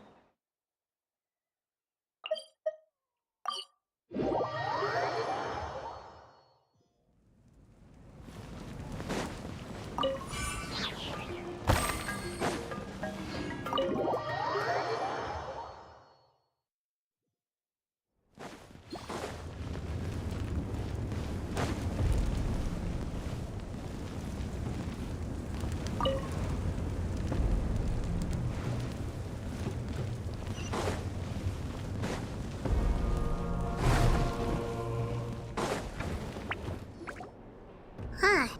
There's a lot less stuff here than before. It's good to see you all here in one piece. I know you must have a lot of questions, but let Koichi check you over first. It's best not to let any lingering effects of the Abyss go untreated. Thank goodness you made it back. I came here as soon as the Pyro Archon told me about your plan. Take a seat, everybody. I'll examine you one by one.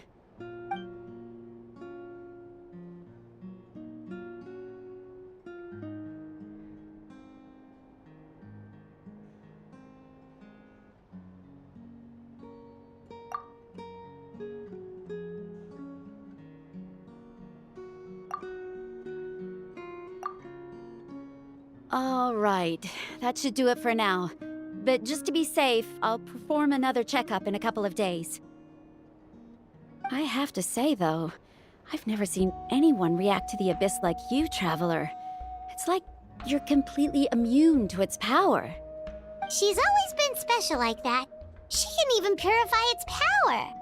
Wait, now that you mention it, Paimon doesn't think she's affected either. Given the current situation, that ability will likely play a great role in the events to come. Of course. I still have patients to see, so I'll head out. Thank you, Koichi. All right. We might not see eye to eye, but we both had good intentions. Just give it time. I'm sure we'll figure things out between us one day. Yeah.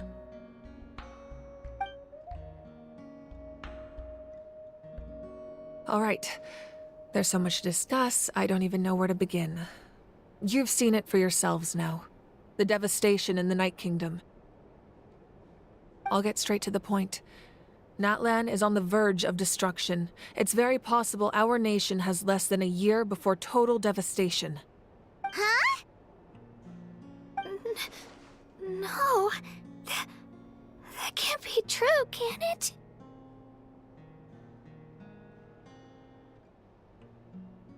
That's right. But I've only ever disclosed that fact to the handful of people working with me to save this nation.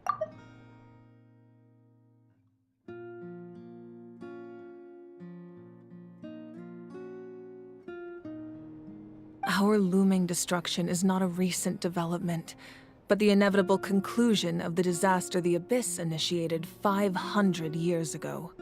Mualani told us a little bit about that. 500 years ago, all the nations of Teyvat were invaded by the Abyss. Unlike the other nations, Natlan never had stable and deep-rooted ley lines, so we suffered the worst of the invasion. The battle against the Abyss was exceedingly long and brutal. In the end, victory came at the cost of our civilization and countless lives.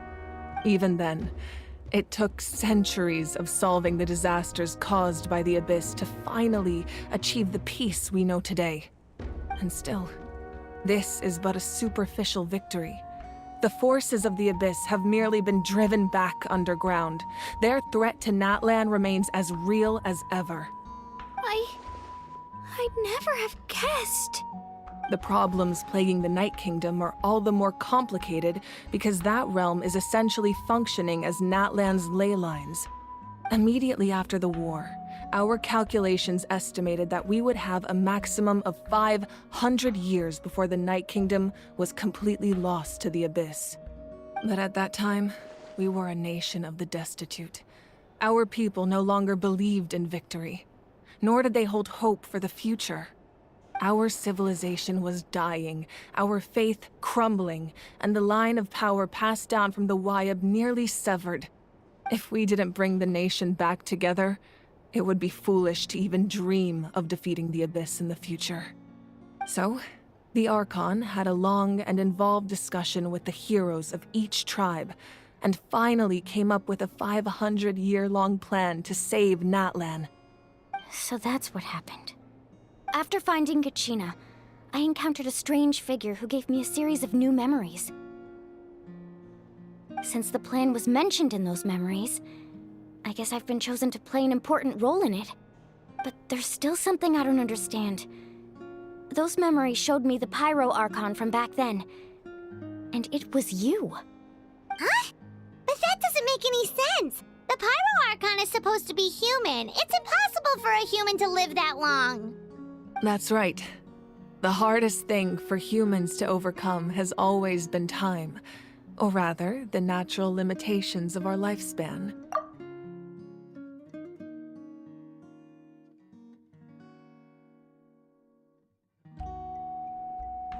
A god can extend a human's life by using a certain amount of divine power, or subjecting them to a curse.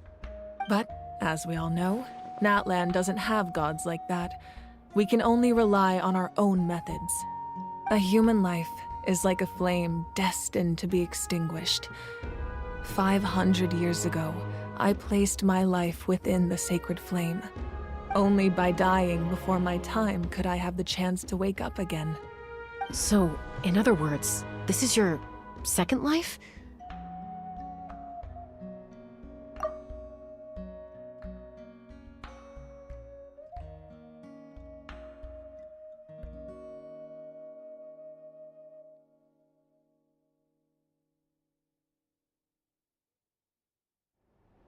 Yes. We only managed to defeat the Abyss all those years ago because the tribes came together as one. If the Natlan of the future was to have a fighting chance, the Pyro Archons that came after the war had to rebuild the decimated tribes. The goal was to reunite the people and restore the strength of each tribe's Wayab. Once a tribe was back to its full strength, the tribe's Wayab would select a hero, indicating the tribe was once again ready for war. The Chosen would then stand by my side in defense of our nation, just like great heroes of old 500 years ago. So that means I'm one of the Chosen? That's right. You bear the ancient name Umoja, the same one held by the hero from your tribe 500 years ago. It means unity. After your adventure in the Night Kingdom, I trust you've come to fully understand the meaning of that name. So in other words, you always knew who the Wyabb were going to pick from each tribe? Yes. According to the plan, each tribe was supposed to have been fully restored by the time I awoke. But something went wrong along the way. The 6 heroes successfully inherited the ancient names from 500 years ago, but the intel regarding the plan wasn't passed on to them. Once again, it comes down to the deterioration of the Night Kingdom. Communication between the Sacred Flame and the Wyabb has been blocked. Just like how the Ode of Resurrection failed to bring Kachina back. Exactly. It's just another tactic the Abyss is using against us. The Abyss may not possess intelligence, but its methods certainly aren't easy to counter. If we want to unblock that information from being passed on, my presence alone isn't enough. The ancient name-bearer must establish a greater connection to their name. So, I've tried my best to help them from the sidelines. Currently, Shilonen of the Children of Echoes, Kinich of the Scions of the Canopy, and Iansan of the Collective of Plenty have all been acknowledged by their names. During your adventure, you too earned the acknowledgement of your Wyabb, Mualani. In the process, you gained the memories stored within your name. But we have less than a year! Yes, but we have no choice. We cannot start the plan until all the heroes have been gathered. That's also why I haven't been able to take action despite the urgency of the situation. But if you knew this whole time, why didn't you just tell me about my role in all this? Wouldn't that make everything go a lot faster? Perhaps, but the opposite could also be true. Knowing your destiny too early could mean failing to realize your full potential. Just like your determination to save Kachina, I hope your commitment to this endeavor comes from your own strength of will, rather than a sense of obligation. So I suppose you're not going to tell us who the final 2 heroes are then? That's right. Their time is yet to come. Putting pressure on them beforehand will only hinder their development. I can only trust in the judgment of the Wyabb. I have never believed I could solve this crisis alone. In fact, it was precisely because I chose to trust and rely on others that we managed to get this far. Natlan's salvation lies not in its Archon or any singular individual, but in us all. You're quite perceptive, aren't you? I thought I might get away with avoiding the topic. Huh? Oh, right! All the stuff you stored here before, where did it all go? Even though I sacrificed my power, I still needed a contingency plan to ensure you would make it back from the Night Kingdom. After all, I was the one who allowed you to take that risk, and Mualani has an important role to play in my plan. In addition to their sentimental value, the items I stored here held a much more important purpose: fuel. Fuel? So back then, that's why you... Yes. The stories embodied by those items are certainly important, but there's an even more significant trait they all share. Every item belonged to a hero of Natlan. Over time, they became imbued with a certain amount of contending fire from being carried in battle. On their own, each item's power is limited, but together, their combined effect can prove quite useful in a dire situation. By burning those items, I was able to activate the contending fire stored within them to open the boundary between the 2 worlds. It was a rather crude approach, so all their power was depleted in an instant, as you can see. But weren't they all precious treasures?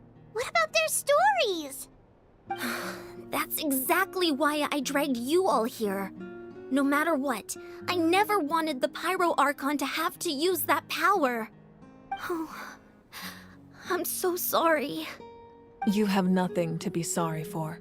You all deserve my thanks, actually. If you hadn't saved the totem pole, that area of the Night Kingdom would have been forever lost to the Abyss.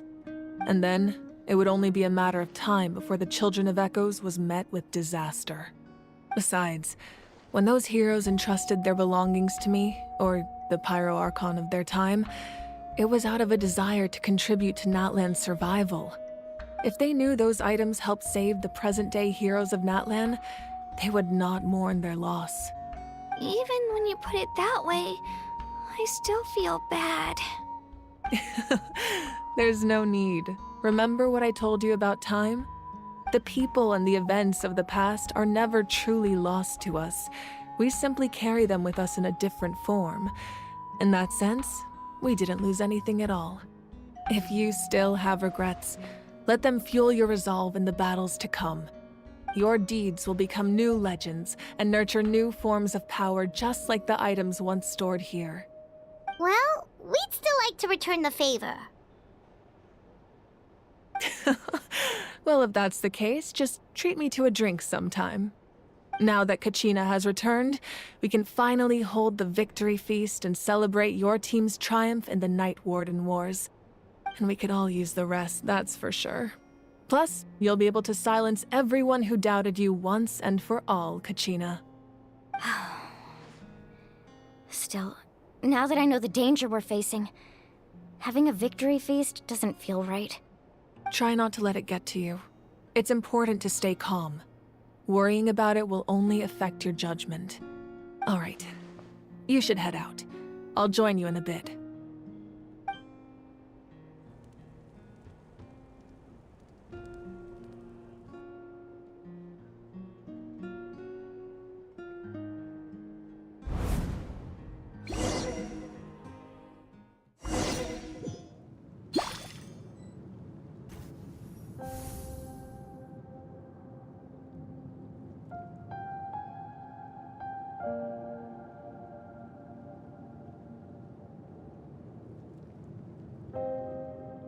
When I was young, I used to sit by the hot springs and listen to the stories of warriors from all over Natlan.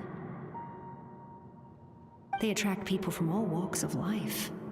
Friends come easy here, no matter what tribe you're from. The people of the springs have never claimed the hot springs as their own private property. They are there to bring all hot spring buddies together. It's been really nice, seeing the children of my tribe get older. It's helped me gradually understand the true value of the springs. I've witnessed their energy, their determination, their absolute passion for life. Even when they cause trouble, I never managed to hold on to my anger for long. It's unbelievable how quickly they worm their way back into my good graces. I'm certain Mualani will become a great warrior when she grows up. She possesses infinite potential. I can see it. One day, when I'm no longer in fighting form, I'll come here and tell stories to all the children, just like those warriors did for me. So you better get busy, Pyro Archon, or I'll end up running out of stories.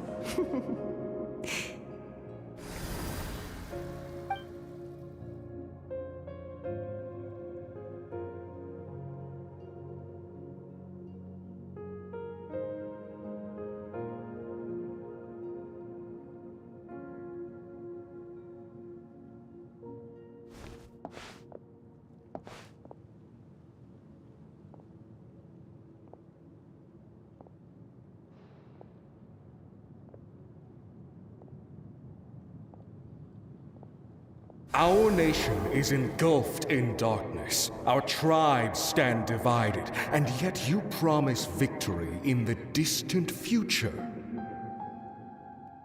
The Abyss is a cunning enemy, one that I faced in battle many times. Were that not the case, I would never understand exercising this degree of caution. My rage will never know absolution. Then my power will no longer aid you in victory. But you came to me because you knew you could convince me with just a single sentence. I understand your choice. The heroes of today will forge the path ahead with blood and fire. Just remember to earn us the victory we are owed. Otherwise, rest assured, I'll find a way to collect the debt. For Natlan.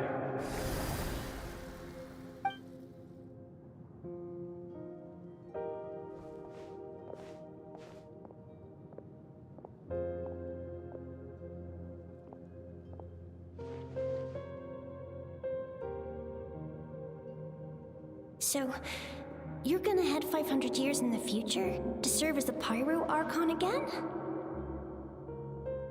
But what about the you from right now? You're just gonna die.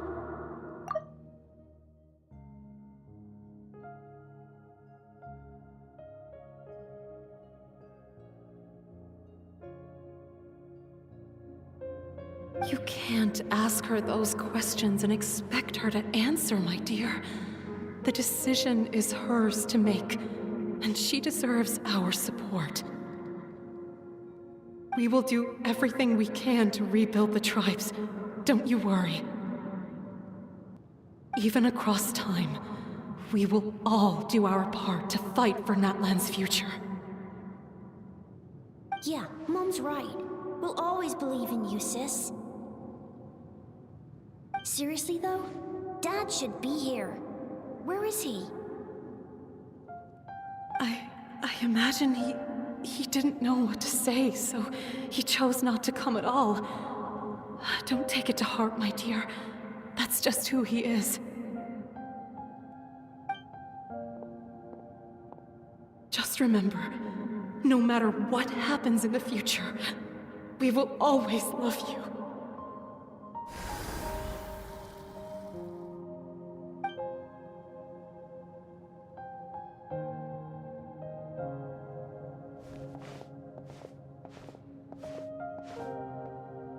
I'll come find you one day. I know I can't live that long, but I'll think of something. There has to be a way for us to meet again one day. If there's an answer out there somewhere, I'm gonna find it. So, don't forget about me.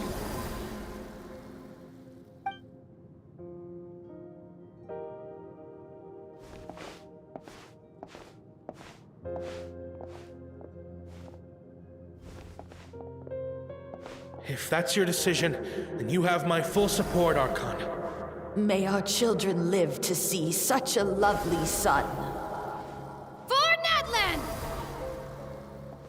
No one fights alone.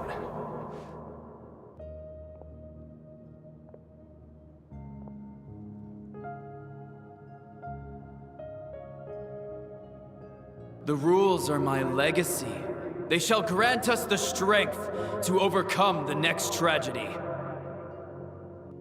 War forged the 6 tribes, taught us how to fight, instilled in us what it means to love.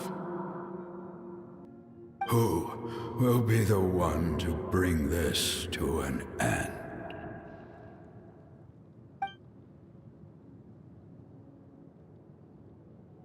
We are the inheritors of memory and legend. Those who grew alongside sun and wind. Those who forged our own destiny and future. That is Natlan's fire. The lifeblood of our nation.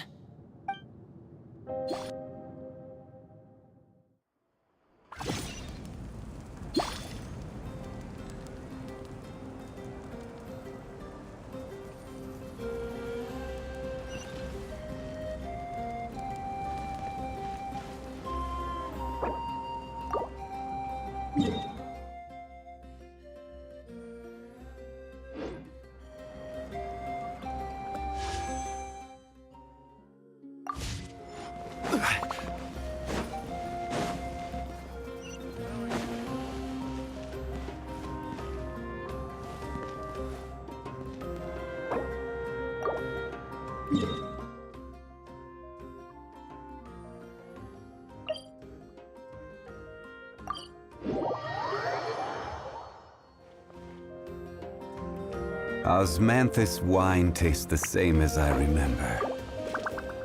But where are those who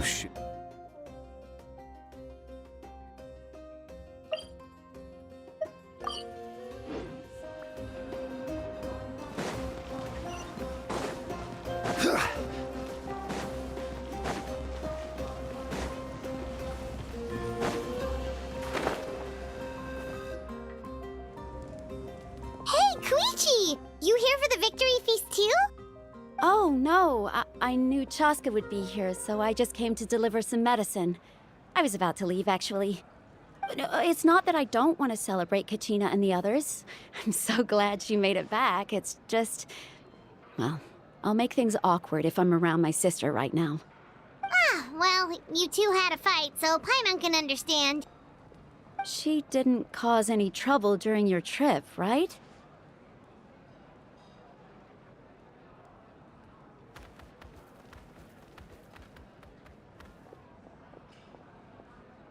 Yeah, she was super helpful. She gave us a lot of useful information about the Abyss. That's good. That's all I needed to know. Is there a reason you asked? You were pretty outspoken when we first met, but now it's like you're holding something back.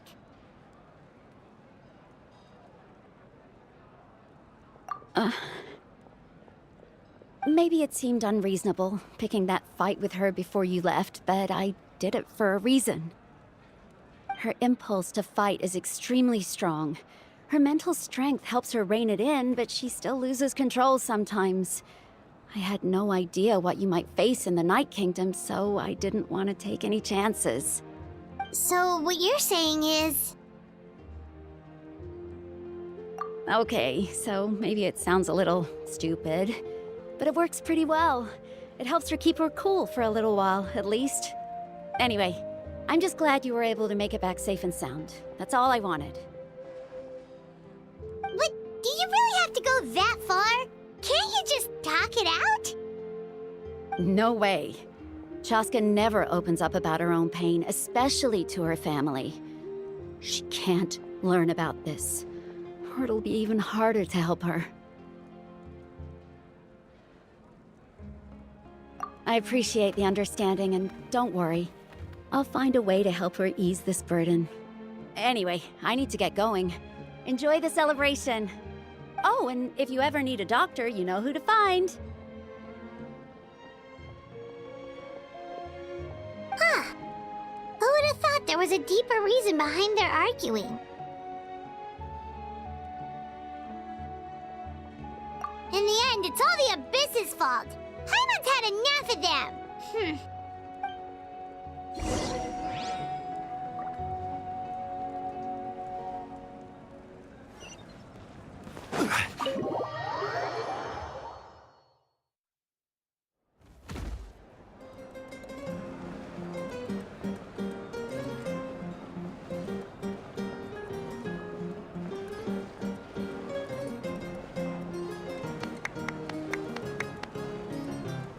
Let's give a huge round of applause to our brave young warrior, Kachina! Woohoo! Well done, Kachina. Thank you, everyone. I'm so glad I finally made it.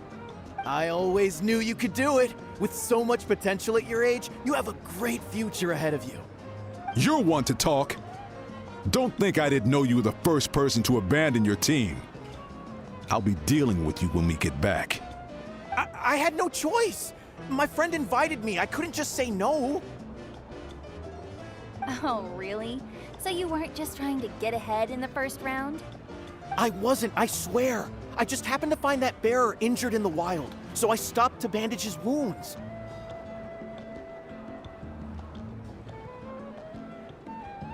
When he insisted on repaying the favor, what was I supposed to do? I'm just one person. I figured Kachina would have no trouble replacing me. But the fact of the matter is that after your departure, everyone else started thinking about swapping teams too. I'm really sorry, Kachina. It was wrong of us to abandon you like that. It's amazing that you still made it all the way through to the Night Warden Wars.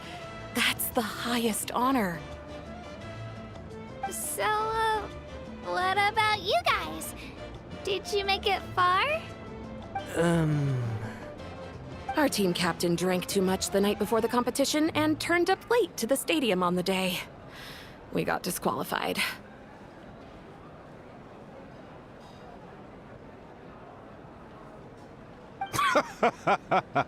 Serves you all right. No sympathy from me. Alright. There's no need to be like that, Uncle Pakal. Dear friends, I'd like to say a few words. Firstly, I'm grateful to my friends and our great Archon for helping to bring me back. This traveler and her companion Paimon are some of the strongest people I've ever met. If they were allowed to participate in the pilgrimage, I have no doubt that they'd win the whole thing. They've agreed to let me learn from them.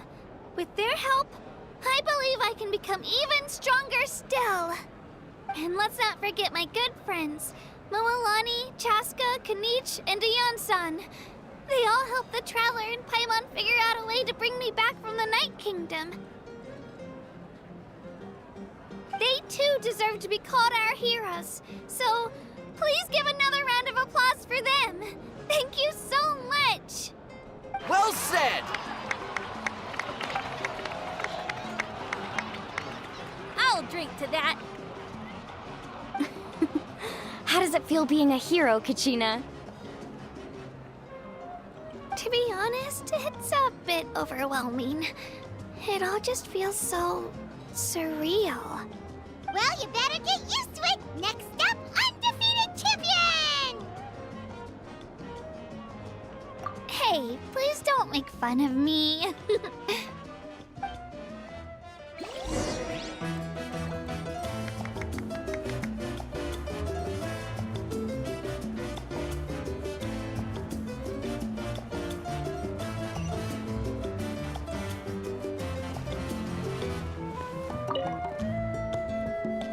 You're here.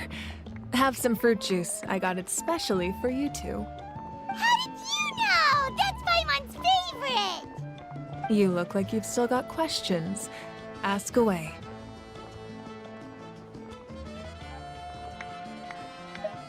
Because they had their own lives to live. The thought of telling them, abandon your families and everyone you love, and come with me to the end of time. For in 500 years, Natlan will be destroyed? It seemed too cruel. You could just as easily point out that everything in this world would come to an end eventually. But life is short. And beyond a point, it just doesn't seem real. Imagine if I said, let's leave right now, and go save the sun because it'll flame out in a few million years. It would sound quite ridiculous. I couldn't make them shoulder that burden with me. Besides, every generation will have its heroes, this one included. The plan could still work without them. Or, of course, without me. But since I was the one who came up with the plan, I felt duty-bound to see it through to the end. Paimon's suddenly remembering that portrait in your room. Was that your family from back then? Yes, it was. So when you asked me who my sister grew up to be, the truth is that very little information survives.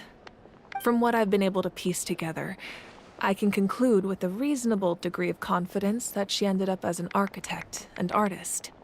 She played an instrumental role in rebuilding the scions of the Canopy tribe, designing and building many houses.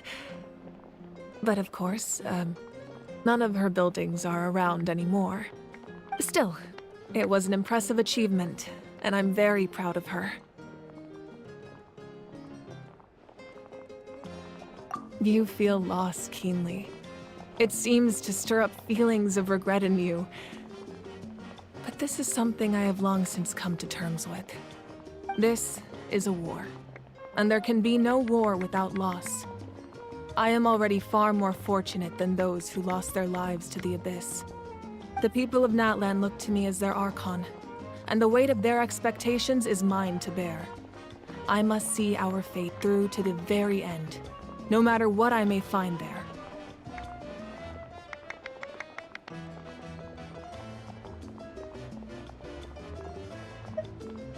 Yeah, doesn't that mean the way everything ends has already been written, including your plan? I suppose, but so what? Don't forget, time takes many forms. The past, present, and future coexist, and all are equally important. Even if the future ends in destruction, there's still no reason to give up on the here and now. And it's precisely because we humans cannot know our fate that we will never give up on our struggle. This is a pivotal moment. We are still 2 heroes short. Well, 3 to be precise. There's one further hero who I'm hoping to get on my side, whatever it takes. Your resistance to the corrupting power of the Abyss is truly remarkable. It would easily make you an all-important figure in the upcoming battle. If you agree to join us, you will not only gain my full support in your journey, but I will also forge a brand new ancient name for you. Ancient names can be forged? They can. Several strict conditions must be met, but if they couldn't be forged at all, then the number of them in circulation would have long dwindled to 0. Possessing an ancient name would mean that your adventures in Natlan are recorded in full. Your stories would be remembered by our people for all the years to come. The Ode of Resurrection may have temporarily lost its power, but still, take this as my personal guarantee that I shall never let you fall. Just like in the Night Kingdom, I will be there for you. That is a promise I will fulfill at all costs. This nation always honors its heroes.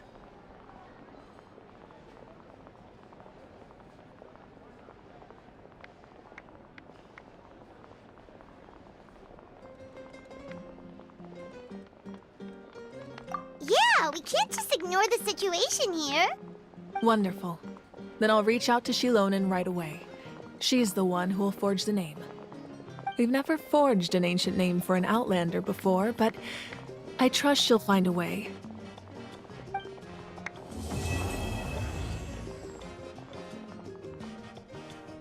My lord, we've received word that the Pyro Archon has lost much of her power. Although your injury complicates things, this is most certainly the opportune time to seize the Gnosis. Victory and defeat are rules, not outcomes. I have never taken advantage of an opponent in a time of weakness, and I don't intend to start now. As for you, I must confess, I did not expect that little trick of yours to save the day. No matter how dense the fog, as long as the sun remains, we cannot turn day into night. She could have dispelled it. She simply chose not to. You don't have much time, and you're injured on top of that. What do you plan to do next? I'm beginning to see just how useful you may turn out to be. You heard something from here, didn't you?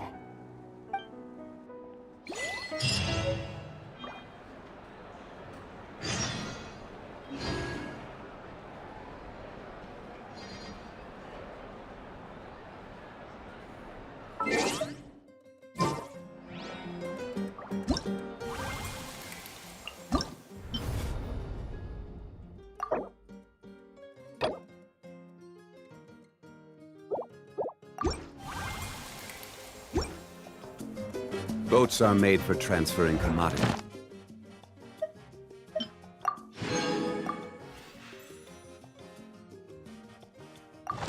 It's back and forth.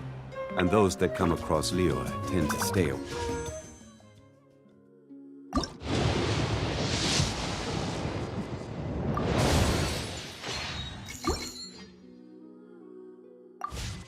So,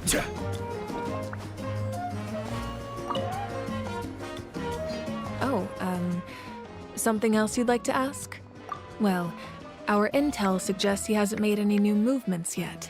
Although Kenichi's investigation helped us confirm that he's being aided by someone from the Masters of the Nightwind.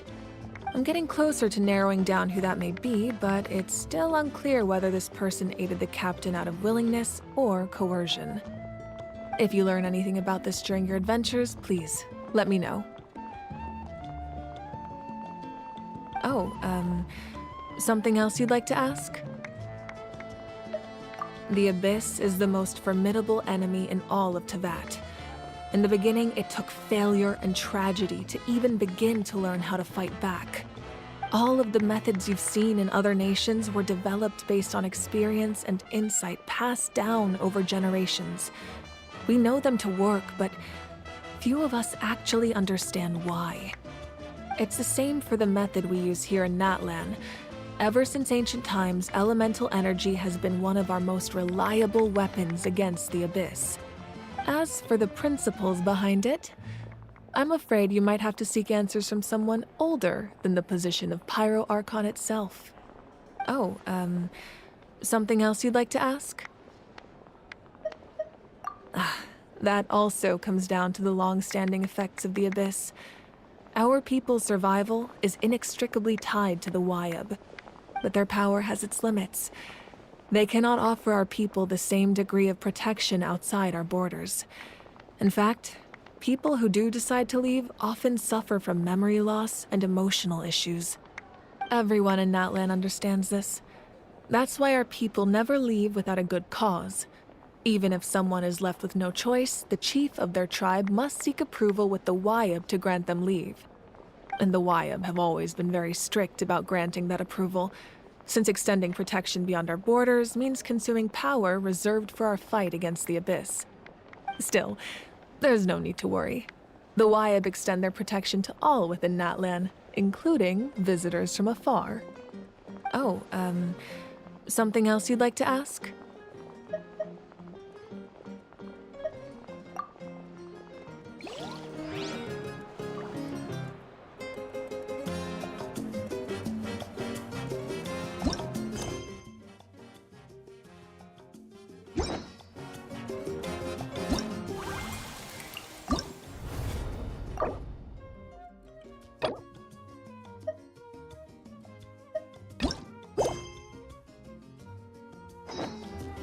Where do you want to go next? If you'd like to see Liu... It's tourism.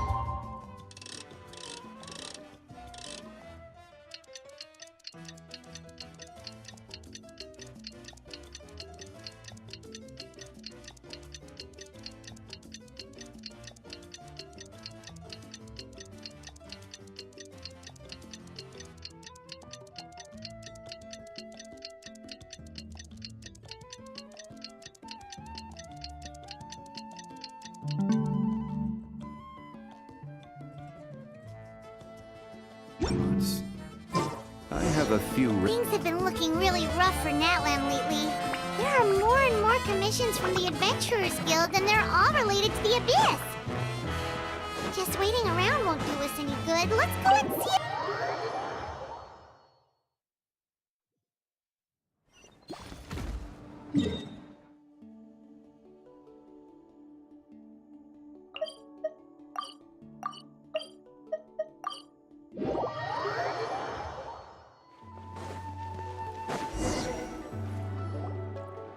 I see. Thank you so much. The Adventurers Guild has been overwhelmed these days.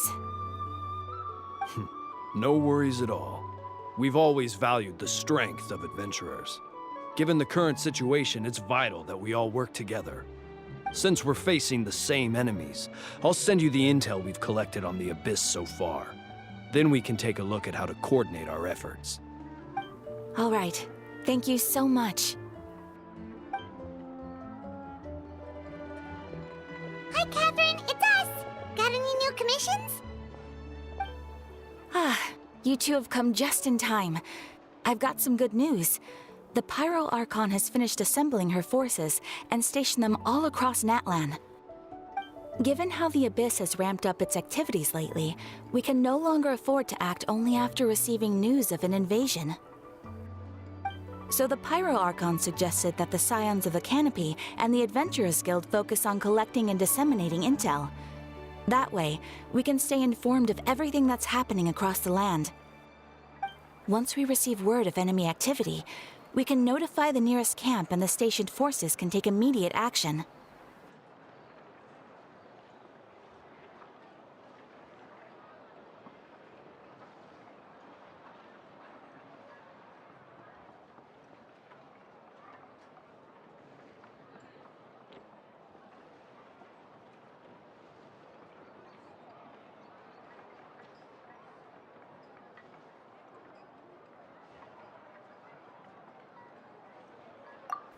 Yes, precisely. This should also allow us to focus on gathering information, rather than running around and trying to tackle everything at once. So please also take a chance to relax, you two. You've been working hard these days, and this will be a good opportunity for some well-deserved rest. So that's the plan! Whew, we can finally stop and take a break!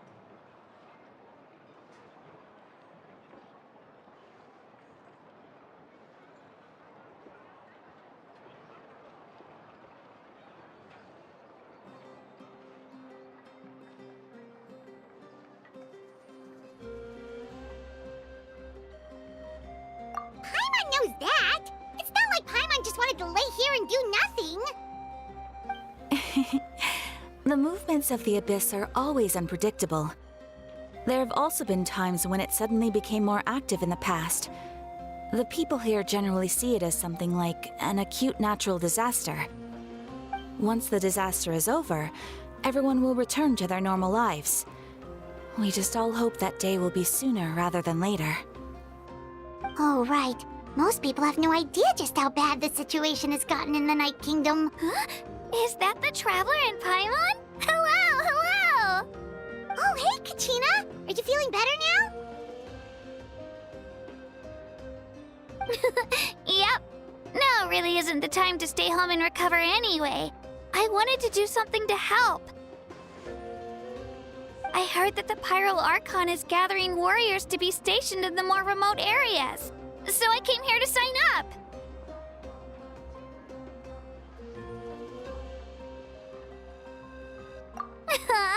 Don't think I haven't heard about all the things that you've been doing. With everyone working so hard, I've got to do my part too.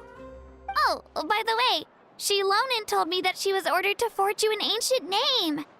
She said that she's all set, and we can head over whenever we're ready.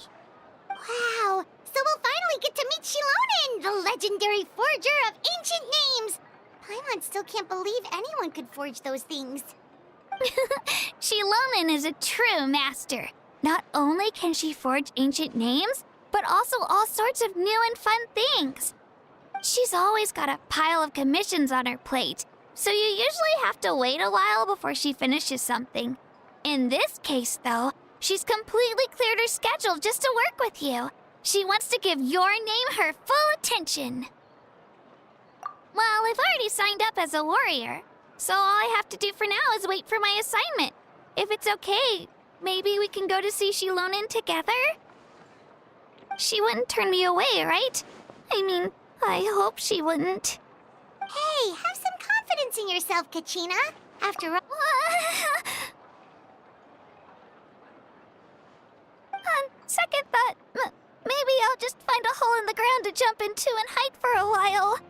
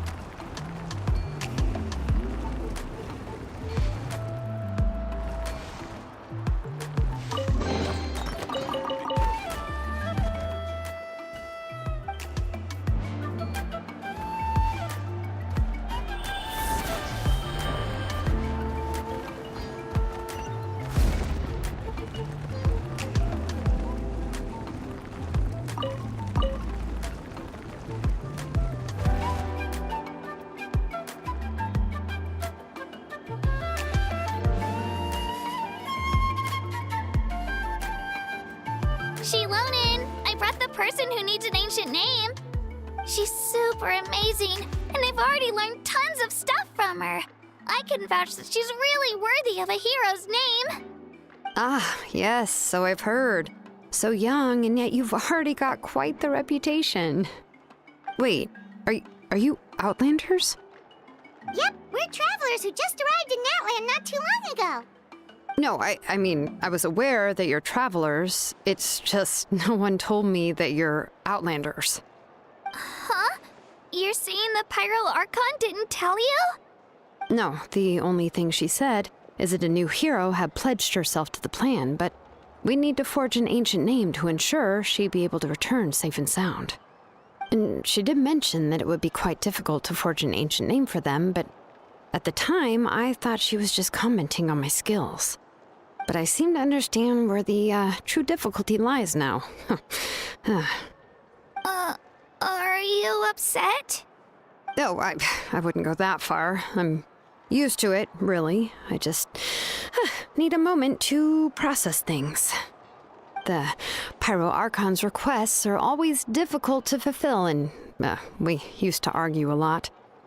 Honestly, it's probably for the better that she didn't bring this up at the time. Anyway, I can't argue with her if she isn't here, and it'd be pointless to take my anger out on someone else. But, just because I understand her rationale doesn't make me any less upset. After all, she must have known that forging an ancient name for an Outlander is an impossible task. It's impossible?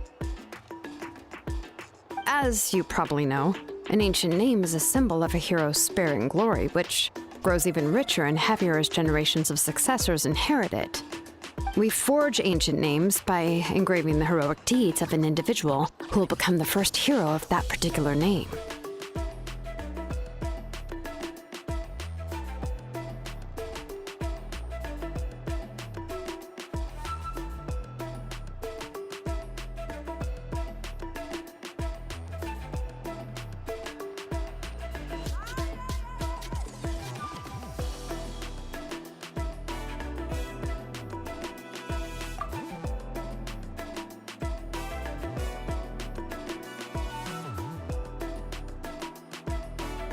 But they were all performed outside of Natland, correct? Yeah, that's right. Then those deeds haven't been recorded by the Night Kingdom. To take it one step further, even if you had performed heroic deeds in Natland, as an Outlander, your actions still wouldn't have been recorded by our lands. Only memories and experiences that have been acknowledged by the Wyab can be used as a basis for an ancient name. Even the greatest of craftsmen cannot create something out of thin air, you know. That's just how it is. Seems the Wyab don't want just anyone to get a name, huh? Mawika, of all people, should know better than anyone, yet she's still entrusted the task of forging the ancient name to me. Oh, Paimon gets it. Nobody's happy being asked to do the impossible. Why do I feel like this has happened before? I think last time, Shilonen just ended up running dozens of laps around the hills nearby. Ugh, don't remind me. Let's just focus on how we can pull this off. How to achieve the impossible. You mean you're already willing to accept the task? Well, what else can I do? What's happened is already done, and it's not like I can outright defy the order of my Archon. If she gave me this order, then she believes the ancient name is an indispensable part of her plan, and that I'll be able to find a way to make it happen. In other words, the order is an affirmation of my abilities. Whoa, not only has she accepted the task, but now she's looking for silver linings? Yeah! Let's see if we can find some special way to pull this off. If we really can't make it work, I'm sure we could still go back and talk to the Pyro Archon, right? The key is getting the Wyab to somehow acknowledge the traveler's existence and record her heroic deeds. We heard the voice of a Wyab when we were in the Night Kingdom before. We even had a whole conversation with her. If we can talk to her again, maybe we can figure something out together. Well, every tribe has their own Wyab. How do we know if the one you met is indeed the best one for us to talk to? Plus, considering the unprecedented nature of this situation, I have a feeling that the acknowledgement of one Wayab alone would probably not be enough. I don't know. That requires a level of knowledge that I do not possess. We need to find a consultant who's an expert on all things Night Kingdom and Wayab. The first person who comes to mind is Lali at the Masters of the Nightwind, the one we call Granny Eatstali. Oh, we've heard that name before. We used her spirit speaker stone to find Kachina's ancient name. A person who can make something like that must be pretty impressive. I'm unsure she'd be able to help. Still, she's older now and quite eccentric. It's hard to even book a meeting with her, given that she's constantly holed up in her room and doesn't like to be disturbed. I've heard that to get her help, you have to be extremely patient with her and know how to keep her spirit up. I hate to break it to you, but...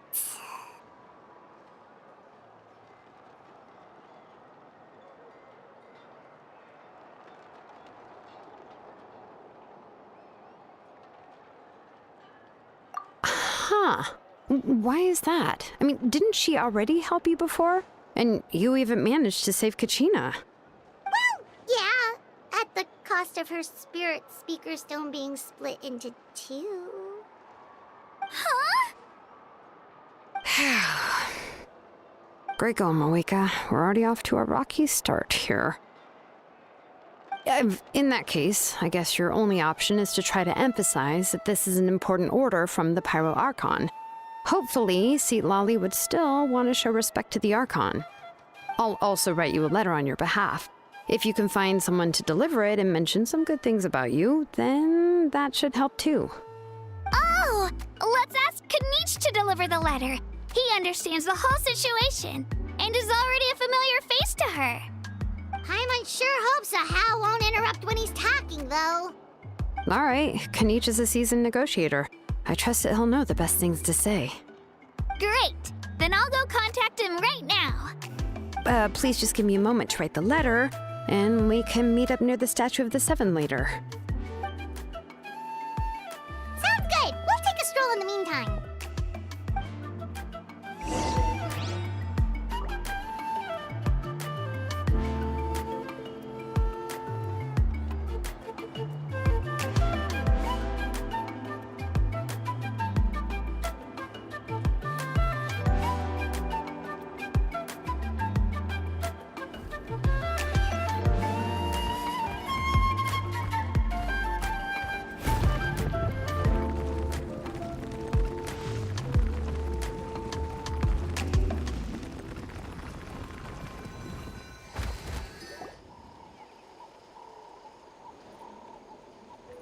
We meet again. Kachina told me everything. I'll deliver the message to the Masters of the Nightwind and convince Lali to give you a chance. I'll also take this chance to explain what happened to the Spirit Speaker Stone and offer her an apology in person. I'm sorry to put this on you, Kanich. It's just that you're probably the only person who knows how to deal with her. It's all right. We're all working for the sake of the Pyro Archon's plan, after all. Everyone here understands how dire the situation has become. Oh, wait, so Kachina and the Traveler also know about the plan? Mm-hmm, because we all saw a hero of the past rematerialize right before our eyes. And then Mualani said that a ton of knowledge and memory suddenly flooded her brain.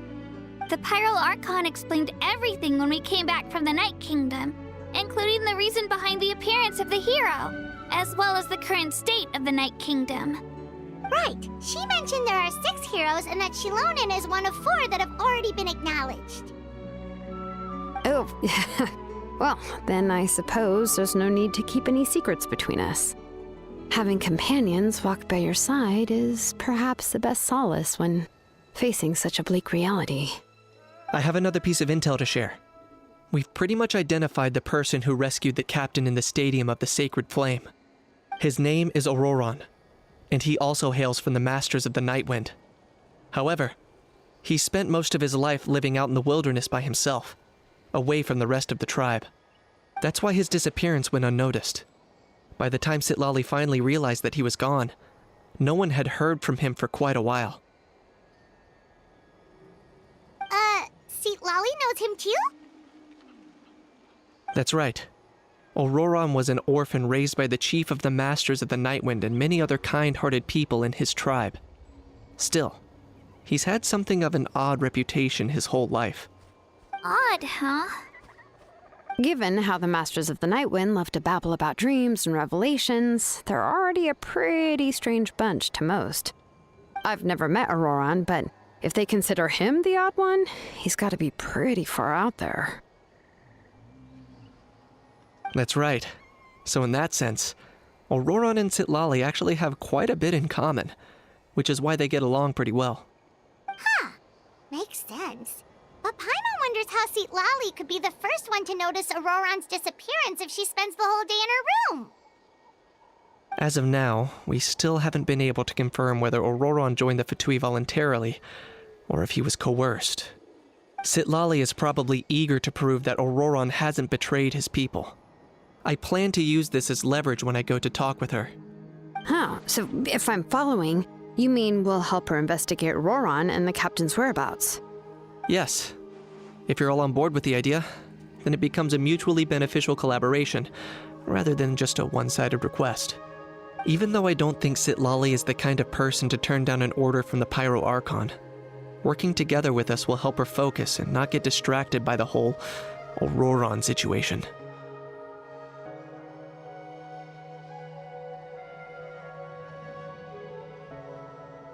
Yeah! Plus, we kinda owe her one anyway to make up for breaking the spirit speakers down. This is a pretty well thought out plan, as expected of Molly Poke Nietzsche. Then, yeah, I'll leave my letter to you. Let's hope Seat Lolly can meet at the stadium in 2 days. Sure. I'll head out right away. Take care out there, Kaniche. I'll be heading back as well. There's still a few things I need to pack. Okay, then let's part ways for now. I'll see you in a couple of days.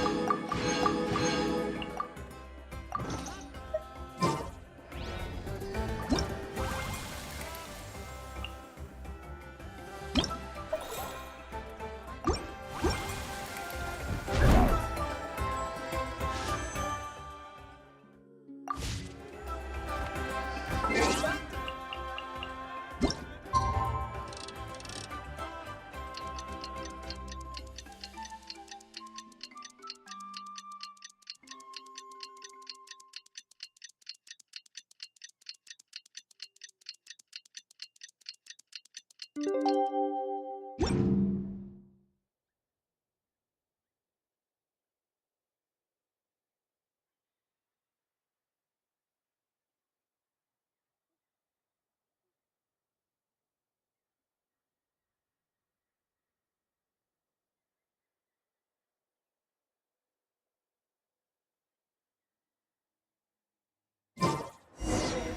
it's time to meet up with Shilonen. Let's ask her how things have been going.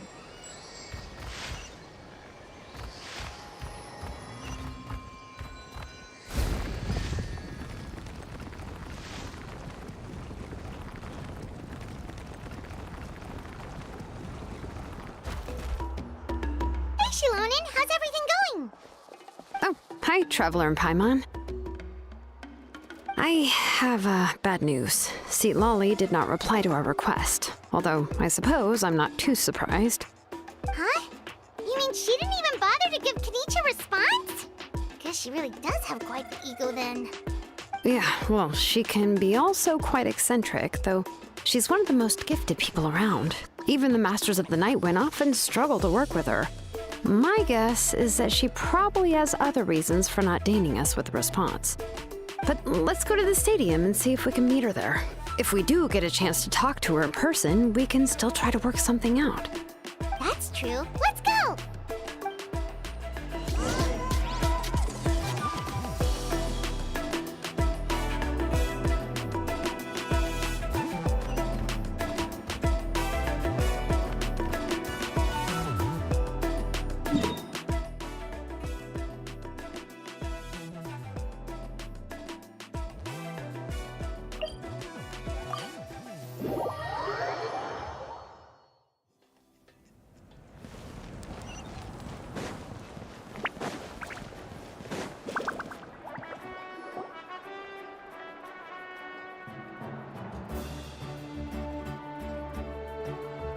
Paimon doesn't see anybody. Seems she's just not gonna show up, huh?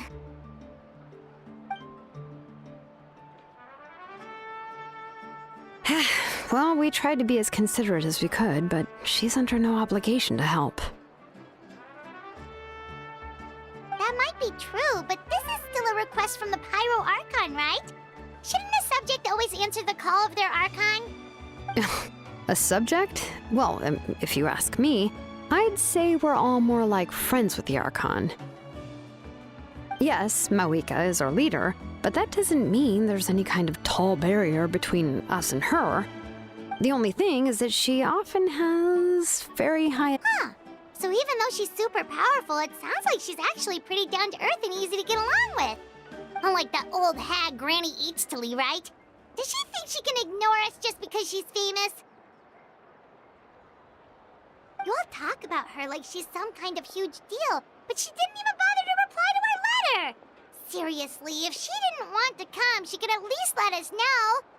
If that's what aging does to you, Paimon never wants to get old.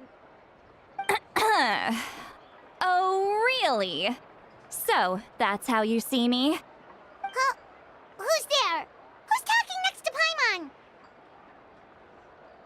Oh, don't mind me. I'm just a disgruntled old hag, right? Come on, relax. I'm sure my bark's worse than my bite. Huh? See, Lolly.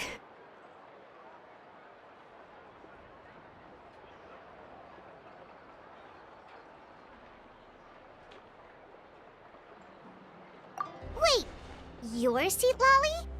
You're Granny Eachtley? Yes, Granny Eastly. But emphasis on Eastly, not Granny.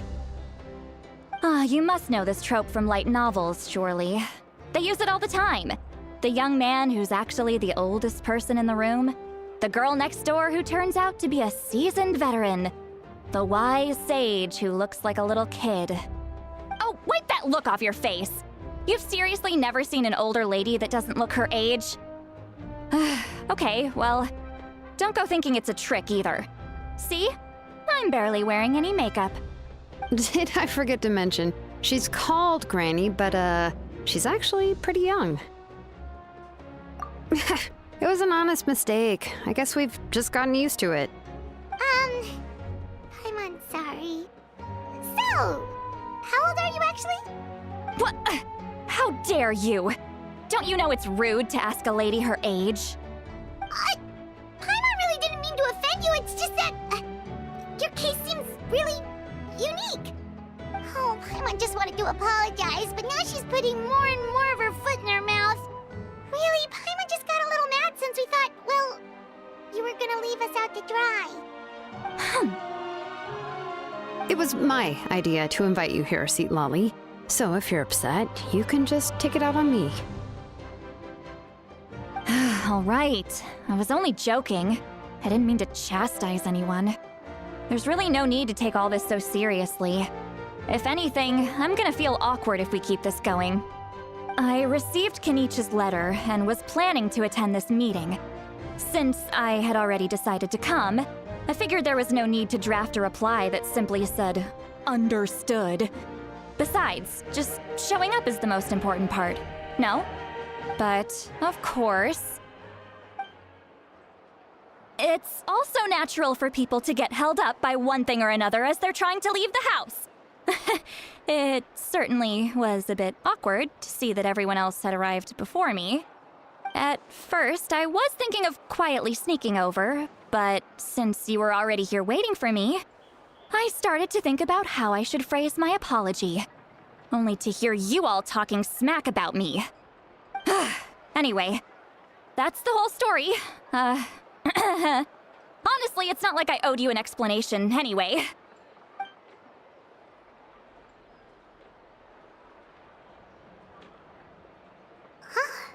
What's with that expression? Was she feeling embarrassed just now?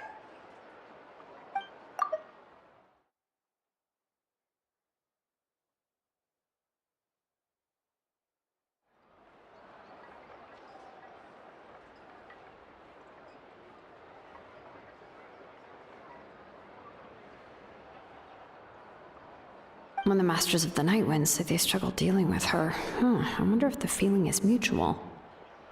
She seems to be pretty awkward herself. Everything she does and says seems a little forced. Anyway, Shilonen, I heard that you require my help in crafting an ancient name.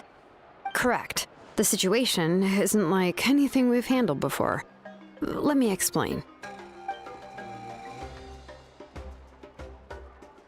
I see. So Mauika has asked you to forge an ancient name for an Outlander. Well, that would be a first. And you've also heard all about Auroron.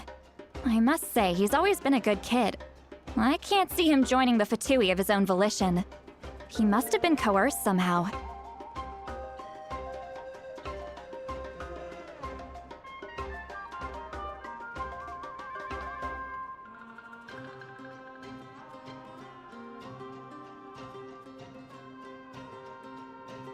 Yeah, that's what we came here to ask you. We'll help bring Auroron back if you help us solve the problems of forging the ancient name. What do you think? I suppose I'll just call you Traveler for now. Traveler, come here. Let me take a good look at you.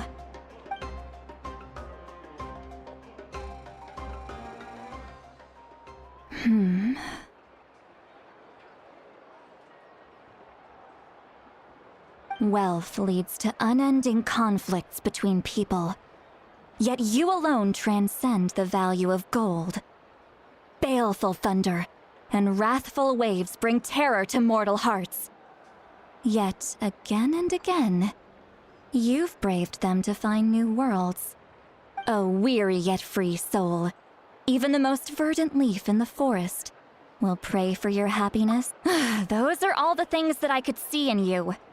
You've experienced far more than even most mortals could dream of. You possess the heart of a sincere hero, along with the conviction to lift a torch above your head and walk headlong into the night. Huh? Don't move. There's something here. Huh? What thing? Don't scare Paimon. Is the Traveler gonna be okay? Shoo! That should do it. You've just returned from the Night Kingdom, so some fragments of souls were still stuck to your body. No need to worry. I've just cleared out the last of them. Isn't that like having part of a ghost come back with you? It's nothing as serious as that.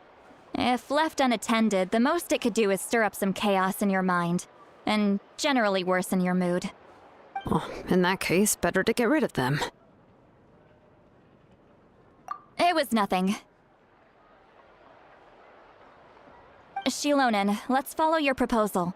Once you've brought Auroran back, I'll take you to see the Lord of the Night. The Lord of the Night? But don't we need to talk to the Wyab of the tribes? Something this important is beyond their jurisdiction. Only the Lord of the Night can decide whether we can grant an ancient name to one who does not hail from our lands. The Lord of the Night is an ancient entity that rules over the entire Night Kingdom, constantly borrowing the power of the sacred flame to combat corrosion from the abyss.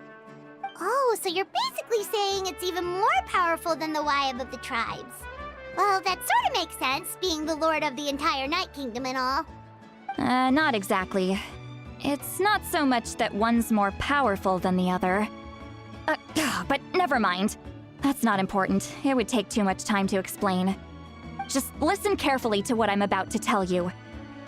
The Lord of the Night is currently in a deep slumber, and we can only communicate with its consciousness while in a trance. In other words, in a dream. But I will need to prepare a few more things if we are to hold a ceremony to achieve the state of the trance. I'll make a list. Can any of you get everything for me? I can go. It'll probably be a long list, so better leave it to someone who knows all the local vendors. Sounds good. Then we'll go with St. Lolly to track down Auroran. Phew, the Fatui are nothing to scoff at, so please, be careful during your investigation.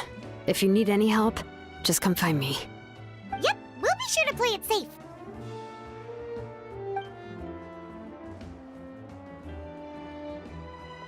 All right, now it's time for us to catch that brat and bring him back.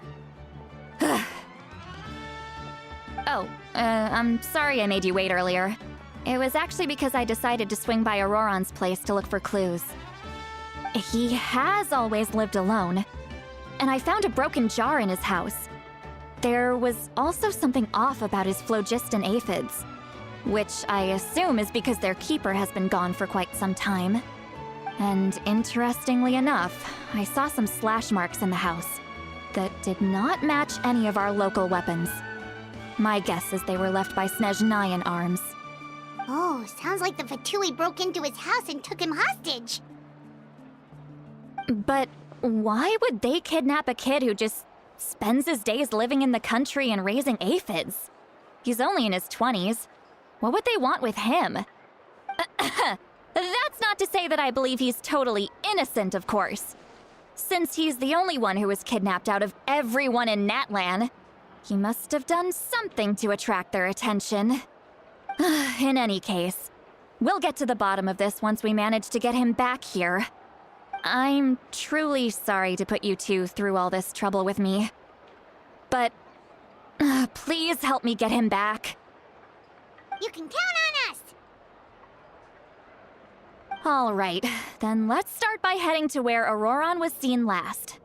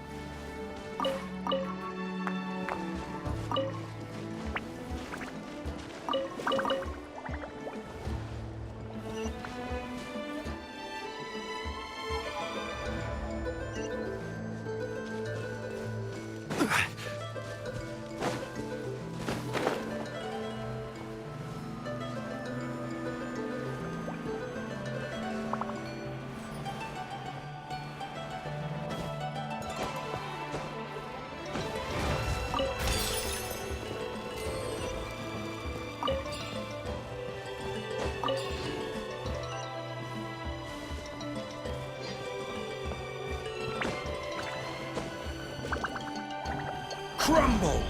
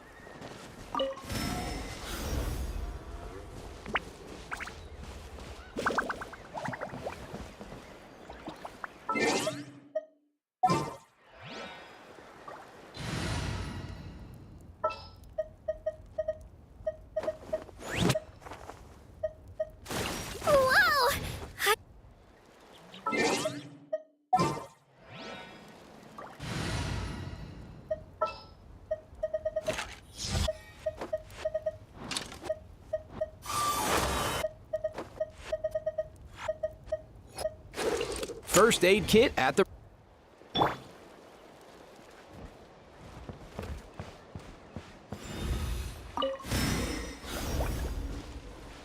Let's go. Here.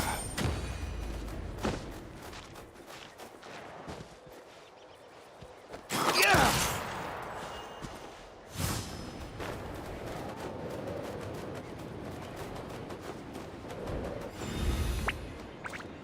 All time, bro! Easy now, Kakuku.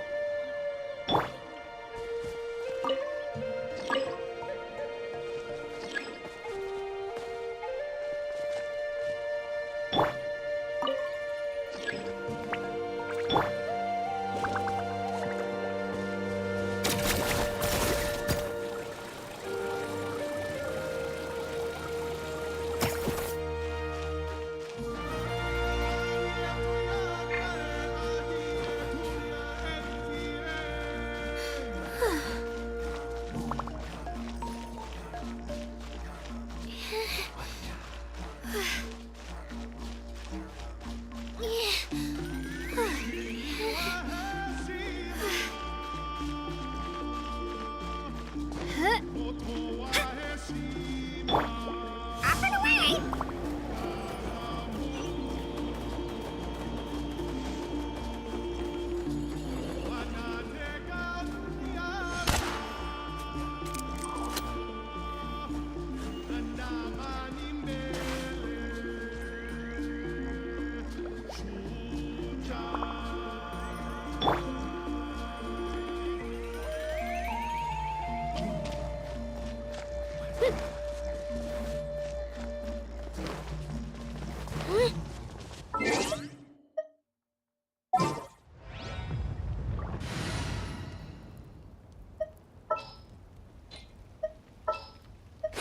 What shall we do?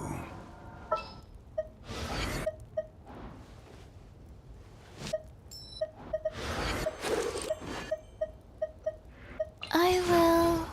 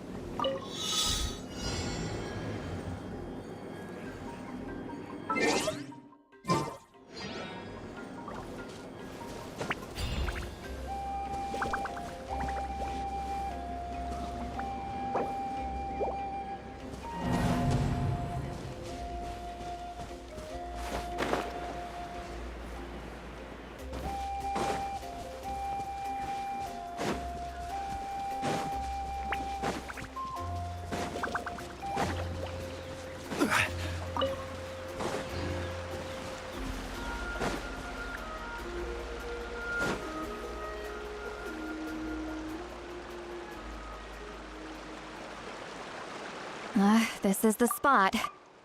An eyewitness claimed to have seen Auroron speaking to some Fatui soldiers here. I don't know how much you're willing to believe me, but Auroron really is a good kid. I see no reason why he'd suddenly get involved with the Fatui. I'm convinced that what the witnesses saw was actually the Fatui coercing him, or perhaps trying to extract information. However, I doubt anyone would believe me, given there are no signs of a fight. Didn't Kanich say that she's a big name in Natlan? Feels kinda weird to see her so frustrated and helpless like this. Auroron? Well, he was left at the side of the road as an infant, and the people of the tribe took him in. You could say that everyone had a hand in raising him. He learned a lot from us, and once he reached adulthood, he built himself a house out in the countryside. He spends most of his days growing vegetables and raising aphids, living off of what he harvests from the garden. He's always been such a good kid. He would even get his friends to deliver whole bags of fresh produce to my place.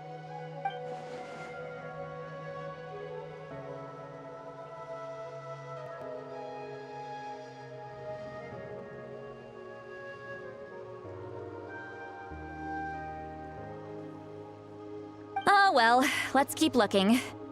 He can answer all of our questions once we find him. He's been raising phlogiston aphids for a long time, and since they were disturbed, they secreted a special type of phlogiston. We can use that substance to track his movements. Let's follow the phlogiston trail. Huh? What trail? Paimon doesn't see anything. Oh, right. I forgot your eyes don't naturally perceive such things. Here, give me your hand.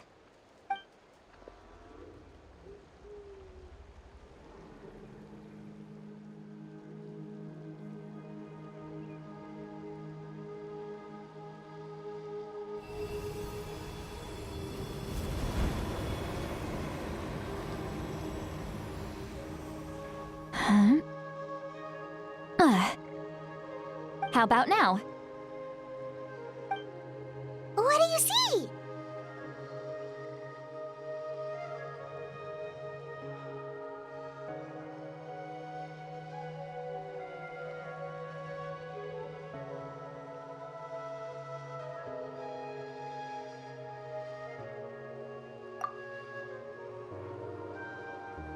Whoa, Paimon can see it now too! That's right. I used a spell to temporarily transfer a portion of my senses to you. For a short while, you'll be able to see the phlogiston too. Wow, you can even share your senses with us? First time Paimon's heard anything like that.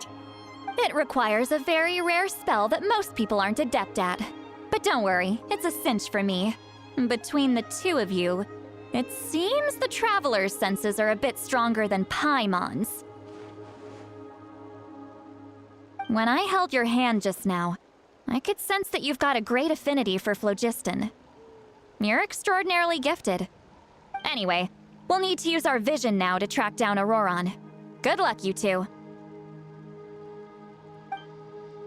Over here, this way! See, Lolly might say a lot of deep and confusing stuff, but this spell of hers is really something. What was that? Oh, Paimon was just What does she mean by deep and confusing?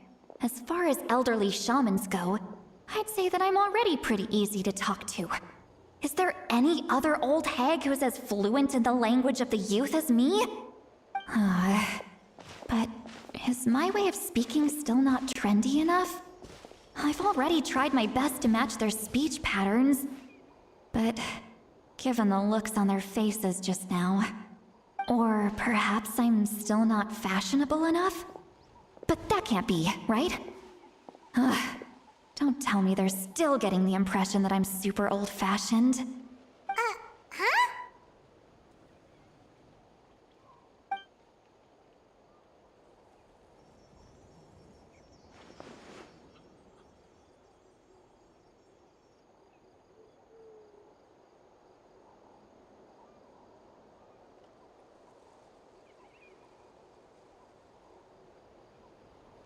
Was that St. Lally's voice?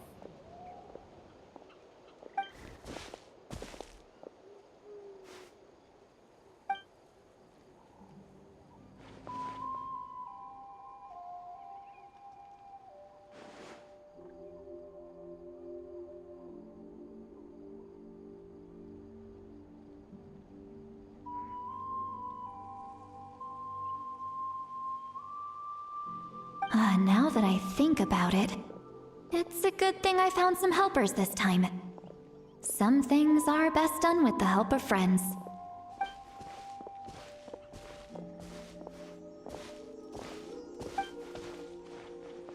Oh? They appear to be feeling quite confident. Looks like our work will go smoothly.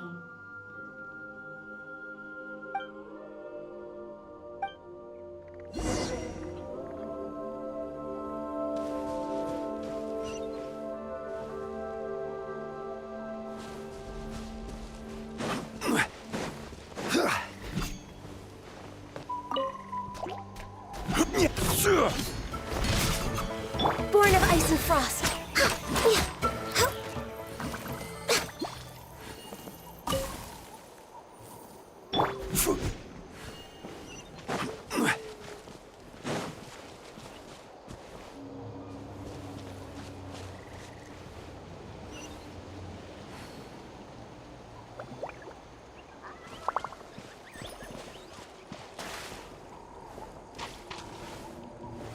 Solidify!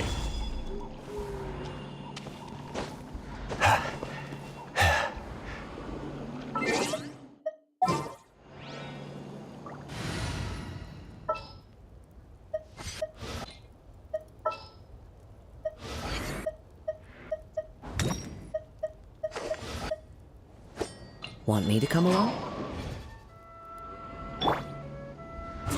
Follow the wind.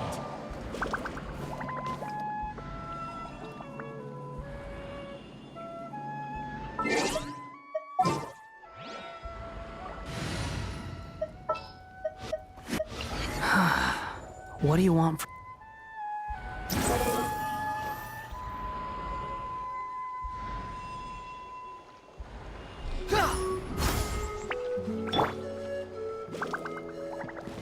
Quake! The wind rises.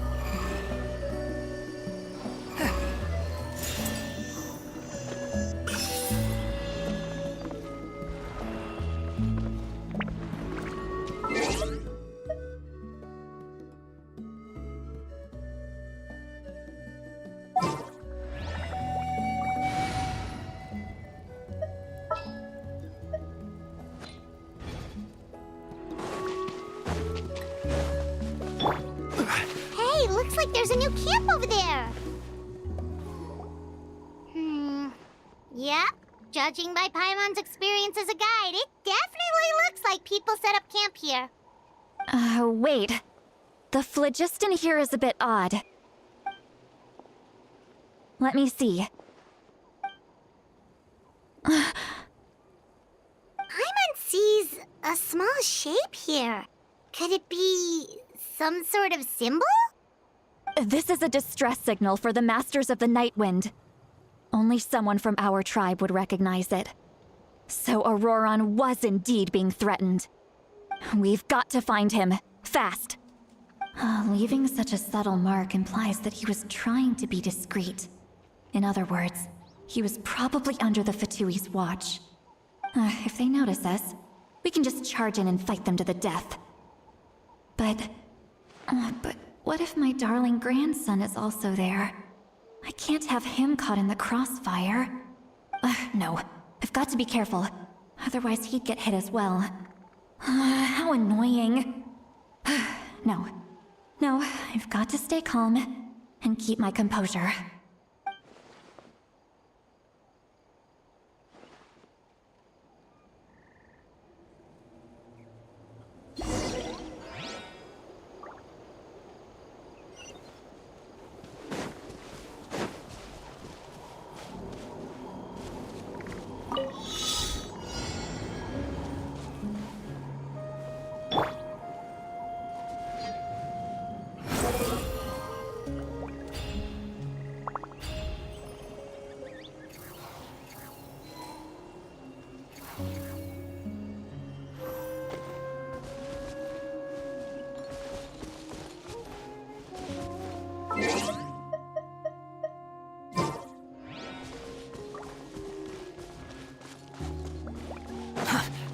slow.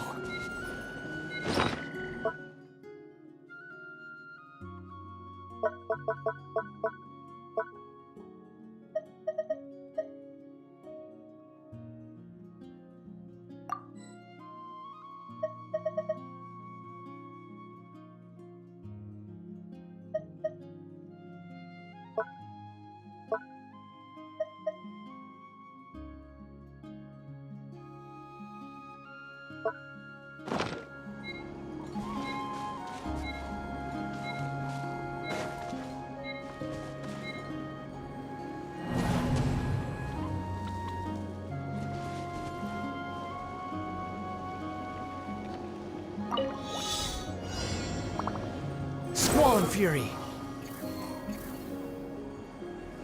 Ah! Ha!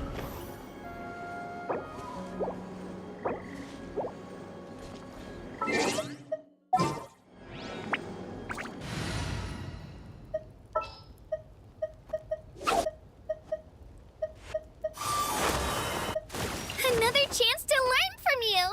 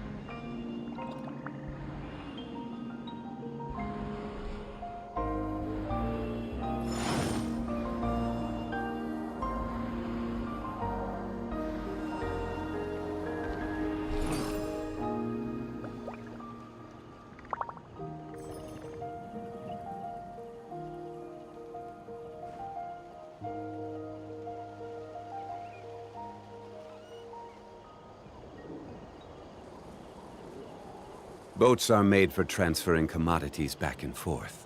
And those that come across Liyue tend to stay a while. So it is where many things come to settle.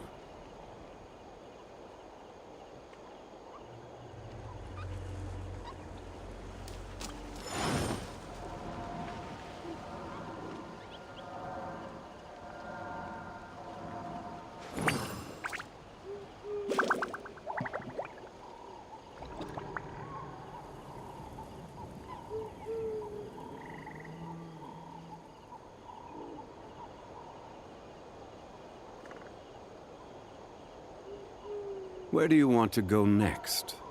If you'd like to see Liyue's tourist spots, I have a few references.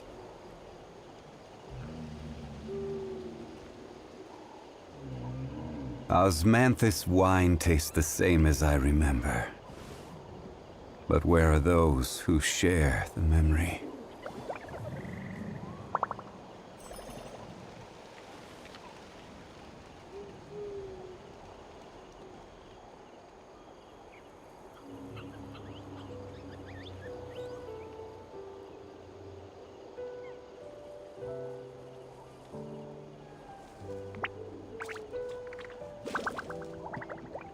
Every journey has its final day. Don't rush.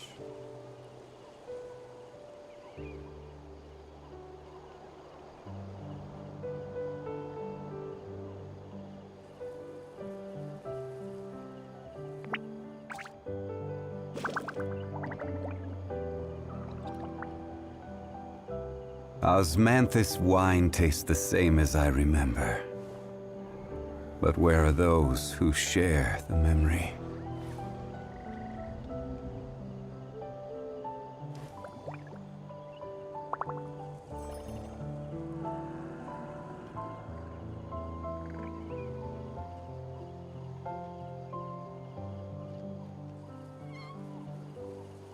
Boats are made for transferring commodities back and forth.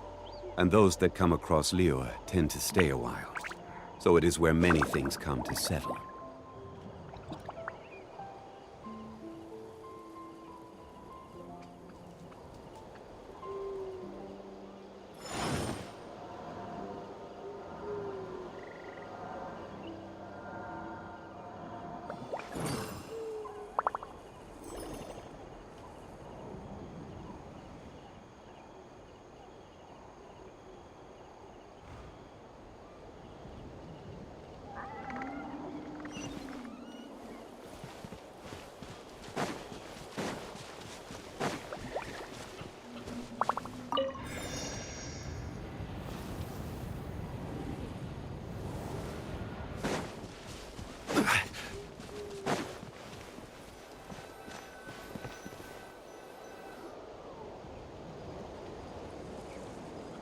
There are traces of people staying here, too! Wait a second. The phlogiston around here is jumbled up. I can also smell a mix of elements in the air. Pyro, electro, and some other elements as well. Kanich told us that you were super amazing. No wonder you can sense so many more things than us.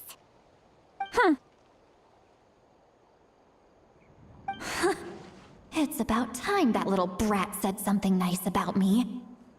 There are signs of a struggle here. Judging from what's left on the scene, there must have been a fight. But after that, the factions seem to have gone their separate ways.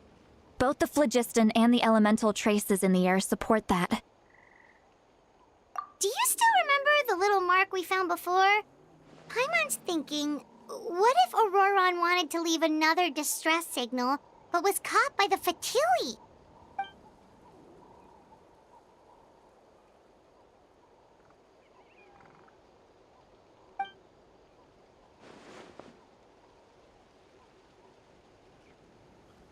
Given there are two signals leading from here, we should split up as well.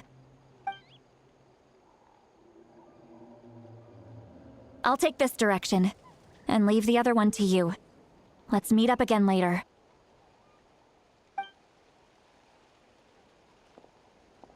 Auroron, what the heck were you doing? It's one thing to trouble me, but now I had to bring other people into this as well. You little brat. And off she goes! Traveler, did you hear all of that as well? Once Seatlolly left, that voice went away as well. Paimon even tried calling her name inside Paimon's head, but there was no response. So you were thinking the same thing! Paimon also thought that if we could hear what she was thinking, then she could probably also hear what we were thinking in our heads. She did say that she was quite adept at this spell, and it doesn't sound like she's had any trouble with it in the past. Huh, maybe we're a special case and can hear her thoughts as a side effect. If you think about it, she's really got a lively inner world. It paints quite a different picture from Paimon's first impression of her.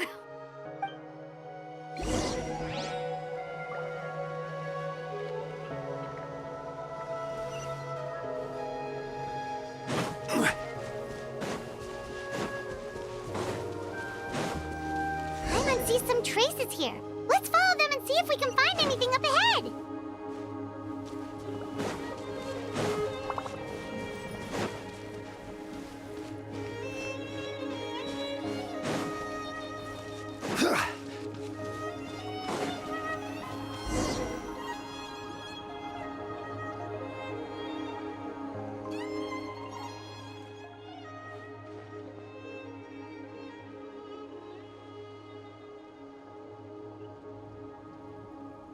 Did you find something?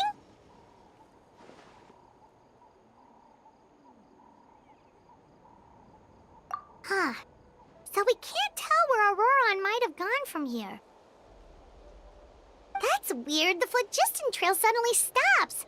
We can't make anything of these footprints either. But he can't have just evaporated into thin air, right? We know he wasn't alone. He had all those Fatui with him.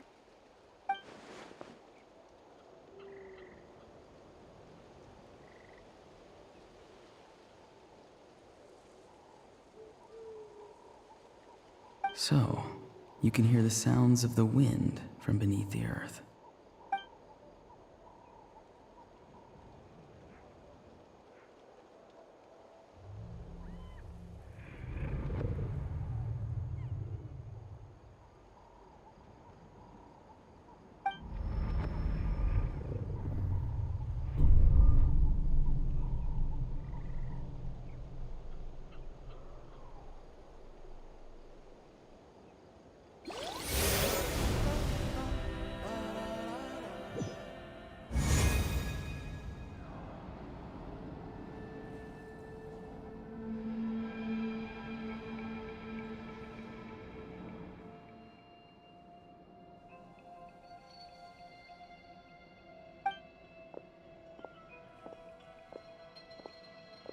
I'm very sorry, but please do not move.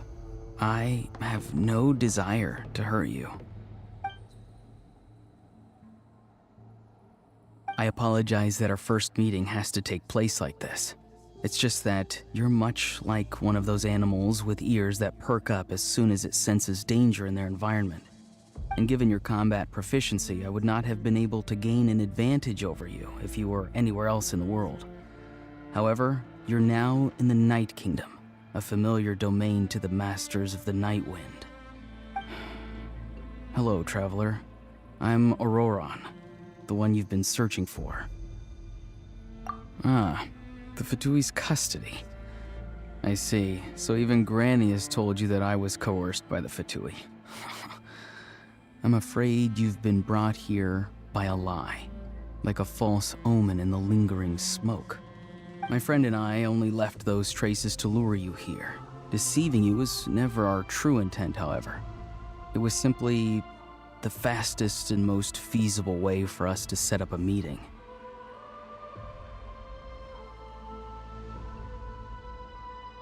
Greetings, traveler from afar.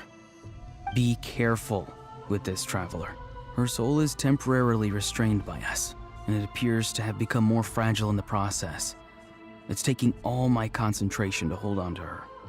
It was I who tasked Auroron with leaving the traces to lead you here, and I who used the Master's ritual to bring your soul to the Night Kingdom. I've heard much about you from the past encounters you've had with my colleagues.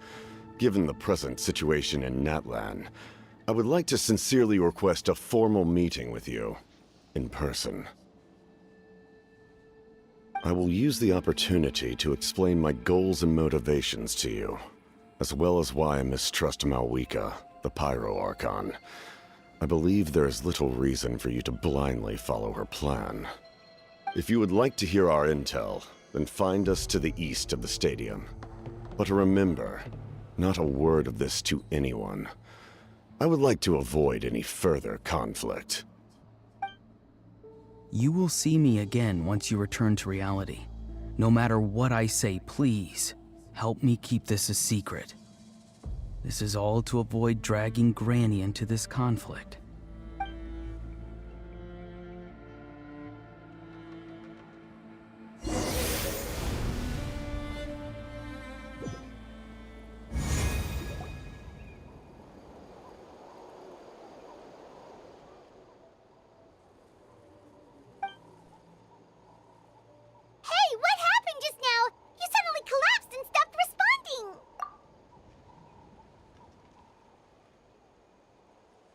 Hey, why are you sitting on the ground?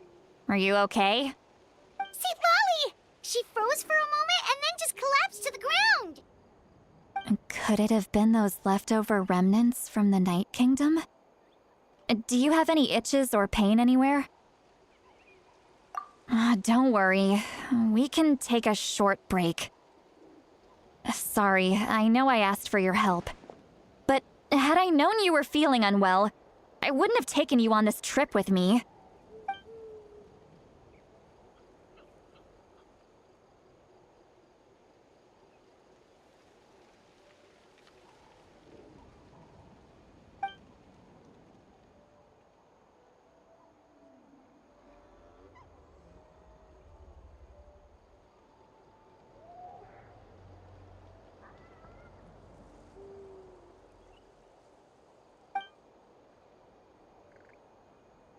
If you're feeling sick, you should just say so. See, Lolly should be able to, exorcise any ghosts or weird stuff that you picked up in the Night Kingdom. A seasoned traveler must know the importance of not pushing yourself beyond your limit. If you need anything from me, just say the word. In any case, let's take a bit more time to rest now.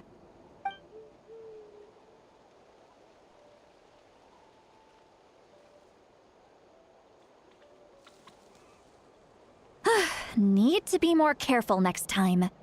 Feeling better yet, Traveler? All right, let's get ready.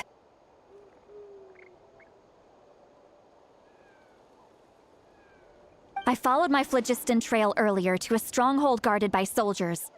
I have a feeling that Auroron is probably being held inside.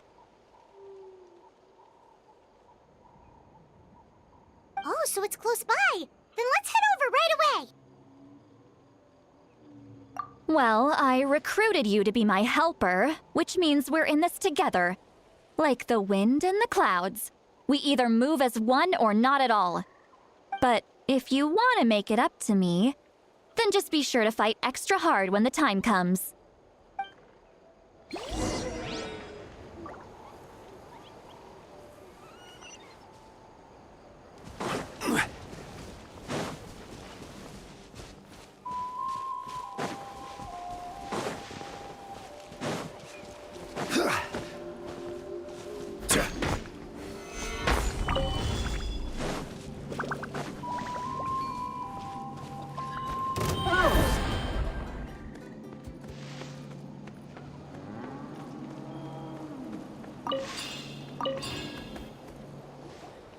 Look over there. Huh? Paimon thinks she sees someone in the middle of the camp. That's Auroron. So he really was taken by the Fatui.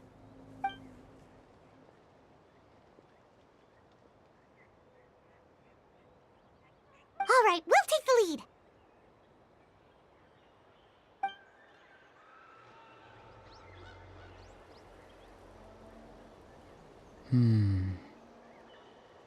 Hey, quit daydreaming. Don't you have work to do? I cannot see the sun. What?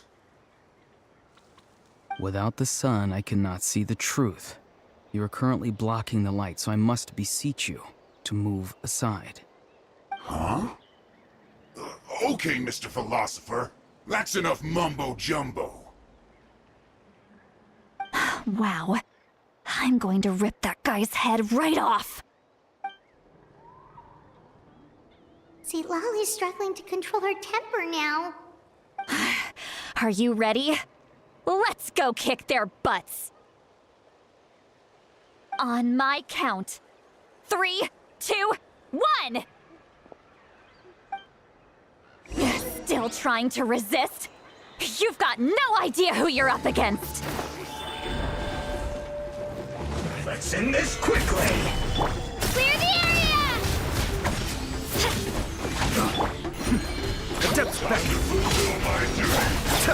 Access denied.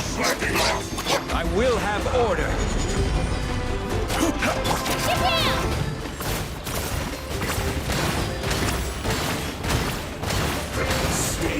Not for a This is long overdue. No touching. Mind the damage. Gather! Access denied. Glaze over. Order guide you.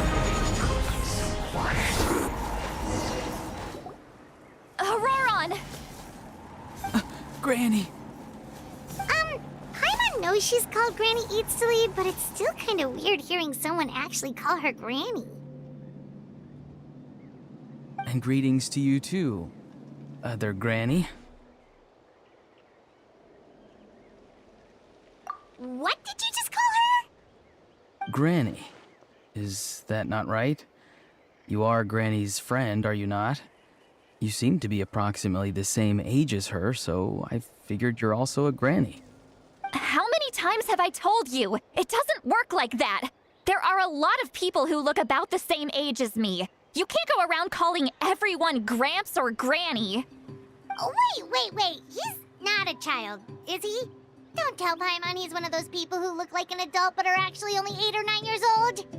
Oh, your words have pierced my heart like a thorn vine.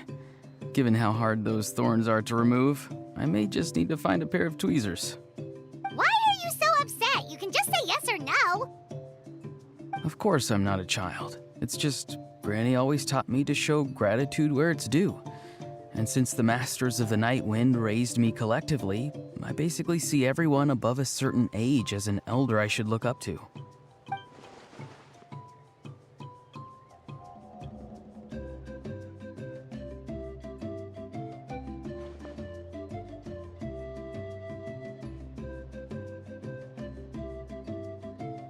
Exactly. But if you keep that up, then everyone's going to be your senior. And do you think saying all of this is gonna save you from a scolding, Auroron? Haven't I told you 100 times since you were a kid? Heed the 3 warnings. Be wary of beasts prowling around, scammers looking for their next victim, and strange people who appear out of nowhere. Oh, so you do remember, and you just chose to ignore them. I always knew that living on your own was going to get you into trouble sooner or later. But getting kidnapped? That really takes the cake. You won't always be able to rely on other people coming to your rescue, you know. You're just lucky we got here when we did. Or we might be launching another search and rescue operation to find out where they put your severed head. I'm sorry, Granny. I'll be more careful next time. Next time? Oh, good one. You think there'll be a next time after this? Not a chance. They didn't hurt you, did they? No, they just asked me a lot of questions about Natlan's terrain and made me draw a map of the ley line distribution. Okay, now answer me honestly. Were you the one who helped the captain escape after his battle with the Pyro Archon? Yes. So why did you do it? Because they said they would need my help from there on out. They also said that if I refused, they'd just come to you, Granny, and they'd already figured out a way to make you do their bidding. Hey! I'm no ordinary Granny! Would they really dare to come after me? And you! Did the gods give you a brain just for you to not use it? Did you really believe everything they said at face value and not stop to think? Thankfully, the Pyro Archon only asked that we find the mysterious individual from the Masters of the Night Wind and didn't slap your name on a wanted poster. Don't think for a second that she doesn't know what's happening. Even if the truth that you see will soon manifest into reality, there is still no need to preemptively panic. Have you forgotten the words that I've taught you? I'm sorry. Forget it. We can submit the details of this camp and the defeated Fatui as evidence of your innocence. Let's clean this place up and get back to the city. Auroron, you better remember this lesson well and seriously reflect on your actions. Also, once we return to the city, come to the speaker's chamber with me. I'll need you to explain everything. Sounds good. Should I bring some of my homegrown vegetables as well? Your vegetables? Yes. I grow a lot of fresh produce in my garden. I hope the Pyro Archon won't be too picky about the selection. Now's not the time to be thinking about that. If you do come face to face with the Pyro Archon, the first thing you should do is... Recite the 3 warnings. Huh? No! You should emphasize that you were not in cahoots with the Fatui! How exactly did the Masters raise this guy? Oh, right.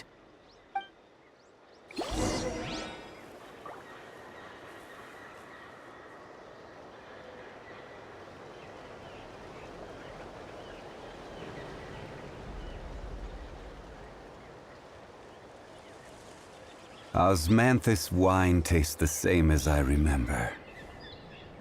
But where are those who share the memory?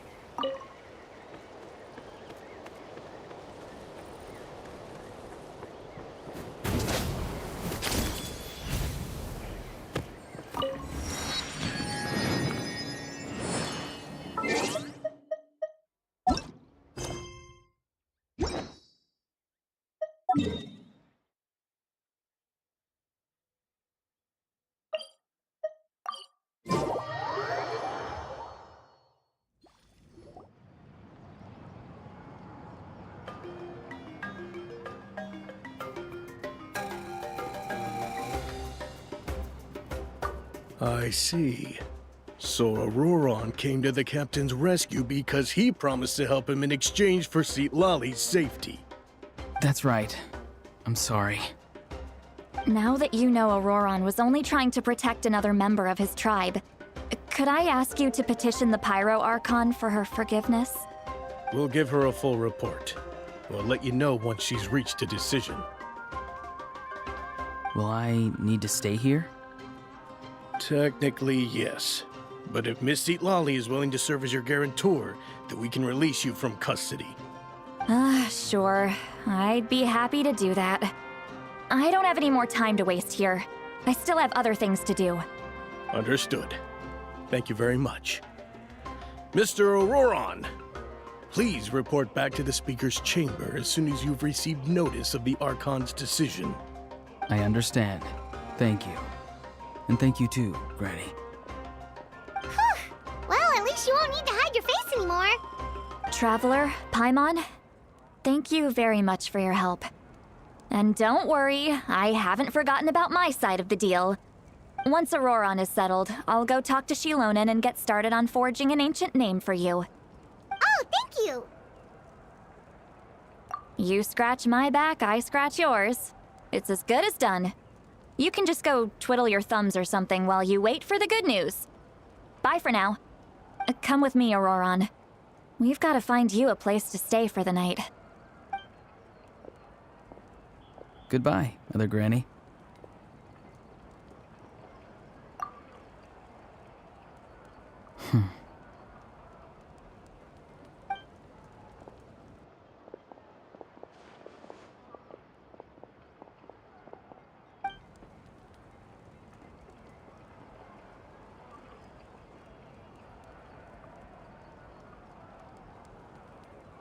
We're finally done. Alright, it's time to find some grub. Huh? What is it, Traveler? What? That captain? Sorry. Paimon just didn't see that coming. So you really saw him in the Night Kingdom? And he didn't attack you? Oh, that Auroron, what is he up to? He sounded earnest enough just now. Paimon would have never guessed anything was happening. All that stuff about protecting Seat Lally and being forced to help the Fatui, when he's actually been a willing accomplice all along. Yeah, you're right. Still, Paimon appreciates you telling her about this. Paimon will support your choice no matter what, so if you want to go, we can go together. We still have another whole day before the meeting, so we'll just meet with them when the time comes.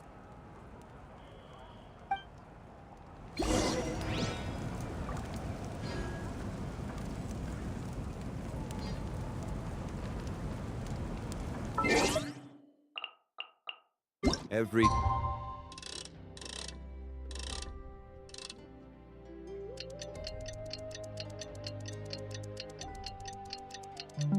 journey has its final day.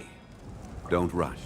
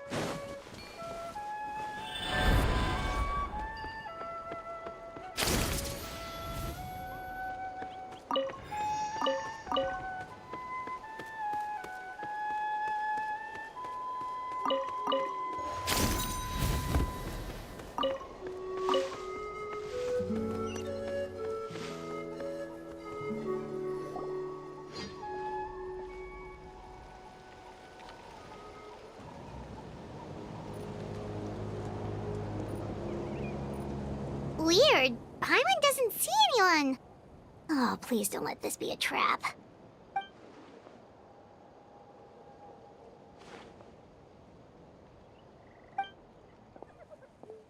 What was that? Good evening. Nice to see you again. It's you. You shouldn't pop up from behind people like that. What are you, a ghost? I'm terribly sorry. It's just a force of habit. And what's with you apologizing all the time? You sound so polite and honest, but you're actually doing shady stuff behind people's backs. You're right. Granny tells me that too. Huh. Come to think of it, you remind me of her. Sometimes you two sound really similar, you know. Oh, so you're gonna call Paimon Granny too now? Well, I could.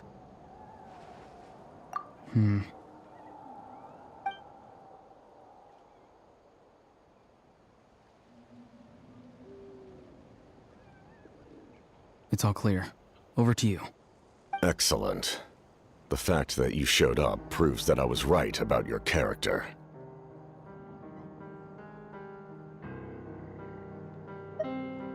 Yet, there's been a lot of talk about you.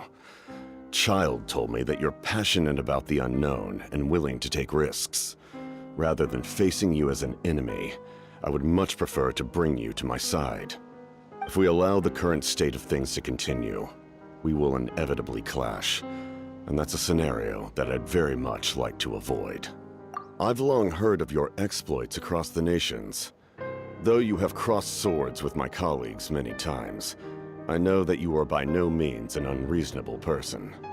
And once you've learned the truth that the Pyro Archon Malwika would never willingly share with you, you may just find it in your heart to consider my proposal. I assume you've already been informed of the Pyro Archon's plan. In order to defeat the Abyss and save Natlan, she still needs 2 more heroes to appear. Wait, how did you know that? Never mind. Guess that's not important now. I've long kept a close eye on her plan. To be frank, it's an exceedingly risky plan. Will the heroes really appear? And even if they come to her, will their power be enough to drive the Abyss back? If any part of the plan goes awry, all of Natlan, even all of Tevat, will pay for her mistakes. Now, you may have been led to believe that this is the only plan available to her. But what if I told you she's had another emergency plan all along, the details of which she has chosen to keep hidden from you? An emergency plan? Yes. A way to keep Natlan intact, even if her original plan fails. But given the painful cost of its execution, she has chosen to keep it as a mere backup plan.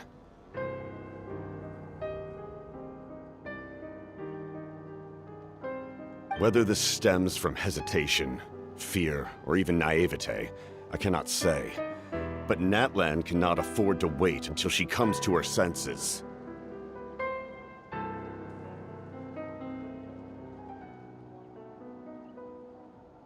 My fear is that given the enormity of the decision, she will be reluctant to confront the dire reality we face until it is too late. There will be no time left to execute the backup plan, and all of Natlan will be lost to the Abyss. We have to make the decision for her, here and now. Yeah, do you have any evidence for all this? Just telling us a bunch of scary stuff isn't enough, you know. Besides, wasn't it you who tried to seize the Gnosis for the Tsaritsa's plan?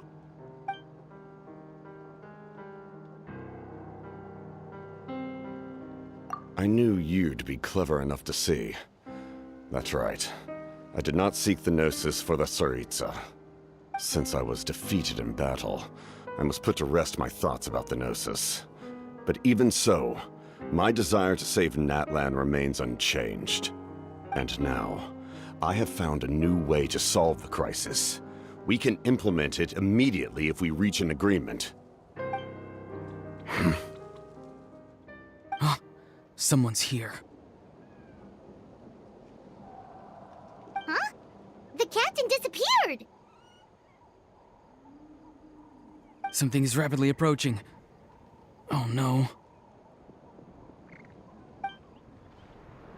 Something? Bad news, chump! It's your granny! See, Lolly? When did you get here? I knew something was amiss after we were separated. Hidden ceremonial tools, an unconscious traveler. I must say, I'm very curious about what you're up to. How dare you go behind our backs like this, Auroron? Colluding with the Fatui? Really? Oh, here we go again. Cat got your tongue, huh? You really think you can avoid a scolding just by staying quiet? I'm not trying to avoid anything. Oh, and now you're talking back. Well, go on then. Explain yourself. What the heck are you up to? I'm sorry, Granny. I feel so guilty. You! That's it! Where are my tools? I swear if I don't teach you a lesson right here and now, I'll... Wait, see, Lolly! Please, calm down. We, still learned a lot of info, didn't we? Like the fact that the captain isn't trying to seize the Gnosis anymore. So, maybe just save the scolding for later, okay? Listen well, Auroron. You're only getting out of this now because of the Traveler's plea. This isn't over. You hear me? You're right, Traveler. Let's go. We can discuss this more back in the city. You two keep an eye on Auroron for me, okay?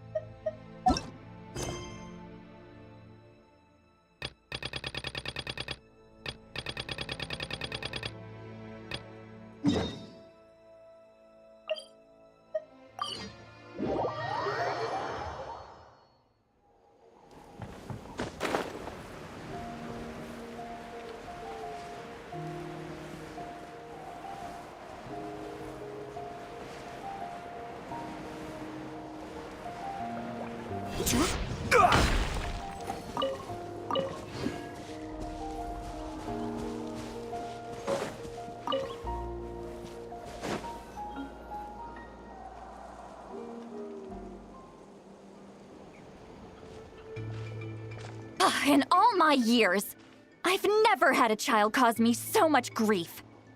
Do you seriously not see what's at stake here? You've got a head on your shoulders, Auroron. Use it! Why did you help the captain? And I want the truth this time. No answer? Think you're being smart? Then let me ask a different question. What does the captain want? What is his purpose in Natlan? Really? You're just going to stonewall me?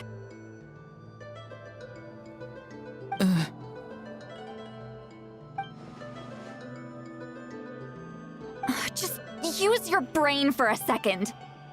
What do you possibly stand to gain by helping the captain? Only endless trouble awaits you and everyone in the tribe. You've always been a good kid. Why would you throw that all away now? If you're worried about something, just talk to me. Granny would much rather we had a conversation instead of constantly clashing like this. Why is he staring at us all of a sudden? I'm sorry that you have to hear all this. You're very kind. Most people would have fled by now. Not everyone can handle Granny's scolding. Oh? You dare gossip between yourselves instead of listening to me? You... Sorry, Granny. Sorry, Granny. Sorry, Granny. You know what? Fine. I'm perfectly aware that everything I say goes in one ear and out the other. You're all grown up now, so why would you listen to an old hag like me? You say all the right things, but then you go and completely ignore me. Well, if that's how you're going to treat me, you can stop sending Aoife over to my place to deliver your stupid vegetables! I don't need anything from you! Who's Aoife? A delivery person? That's irrelevant. The point is, he hangs out with this kid, so he must be no good. You kids get to a certain age and suddenly act like you know it all. There's nothing I can say to get through to you. Auroron, if you're still thinking about that so-called duty, then please, just forget about it. The ley lines did not fall to this state because of you. And we've long closed the book on that incident. Seems they've started talking about some kind of tribal history. Paimon's starting to get lost. That's not it, Granny.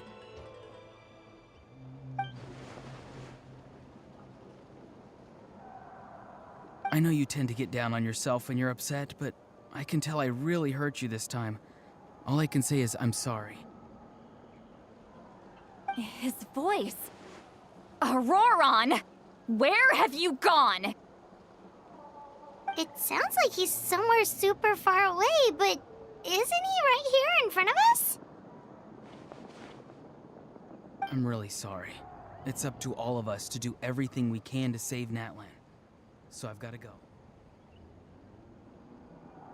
Get back here this instant!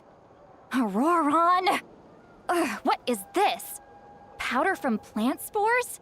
Is that the trick he used?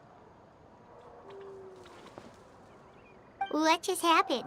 How was he able to suddenly get so far away like that? It's a trick of his. If you grind spores into a powder and spray it in the air, it can be manipulated to create an illusion. He pulled it off flawlessly. He must have put a lot of time into perfecting it. Don't tell me that's how he's been hunting in the fields these days. Oh, couldn't he have picked up something more useful? Ugh, little brat. That's it. The next time we meet, I'm definitely going to break his legs. Whoa, that's a little extreme. But still, why does he feel like he needs to run from us? If his goal is also to protect Natlan, then can't we work together?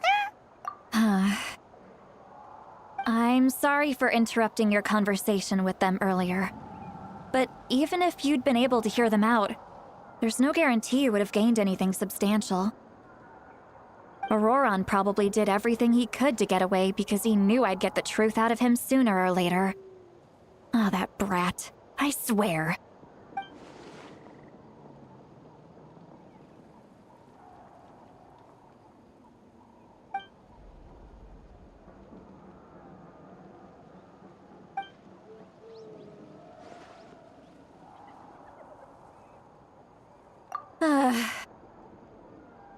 We've got quite a long walk back to the city. Let's take our time. It'll give me a moment to figure out how to explain all this.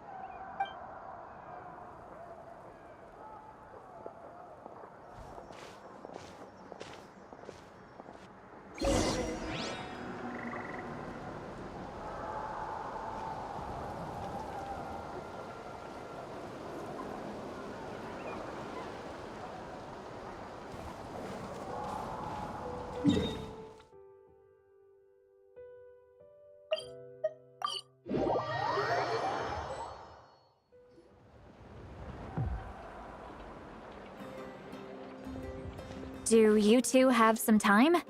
Feeling hungry? How about we get something to eat? Oh, right. It's been a while since we last ate. Now that we can relax, Paimon just realized how hungry she is. Then let's go. We can find somewhere to sit down and talk. Food and drinks are on me. Really? You're not gonna take her offer? That's right. See, Lolly has gone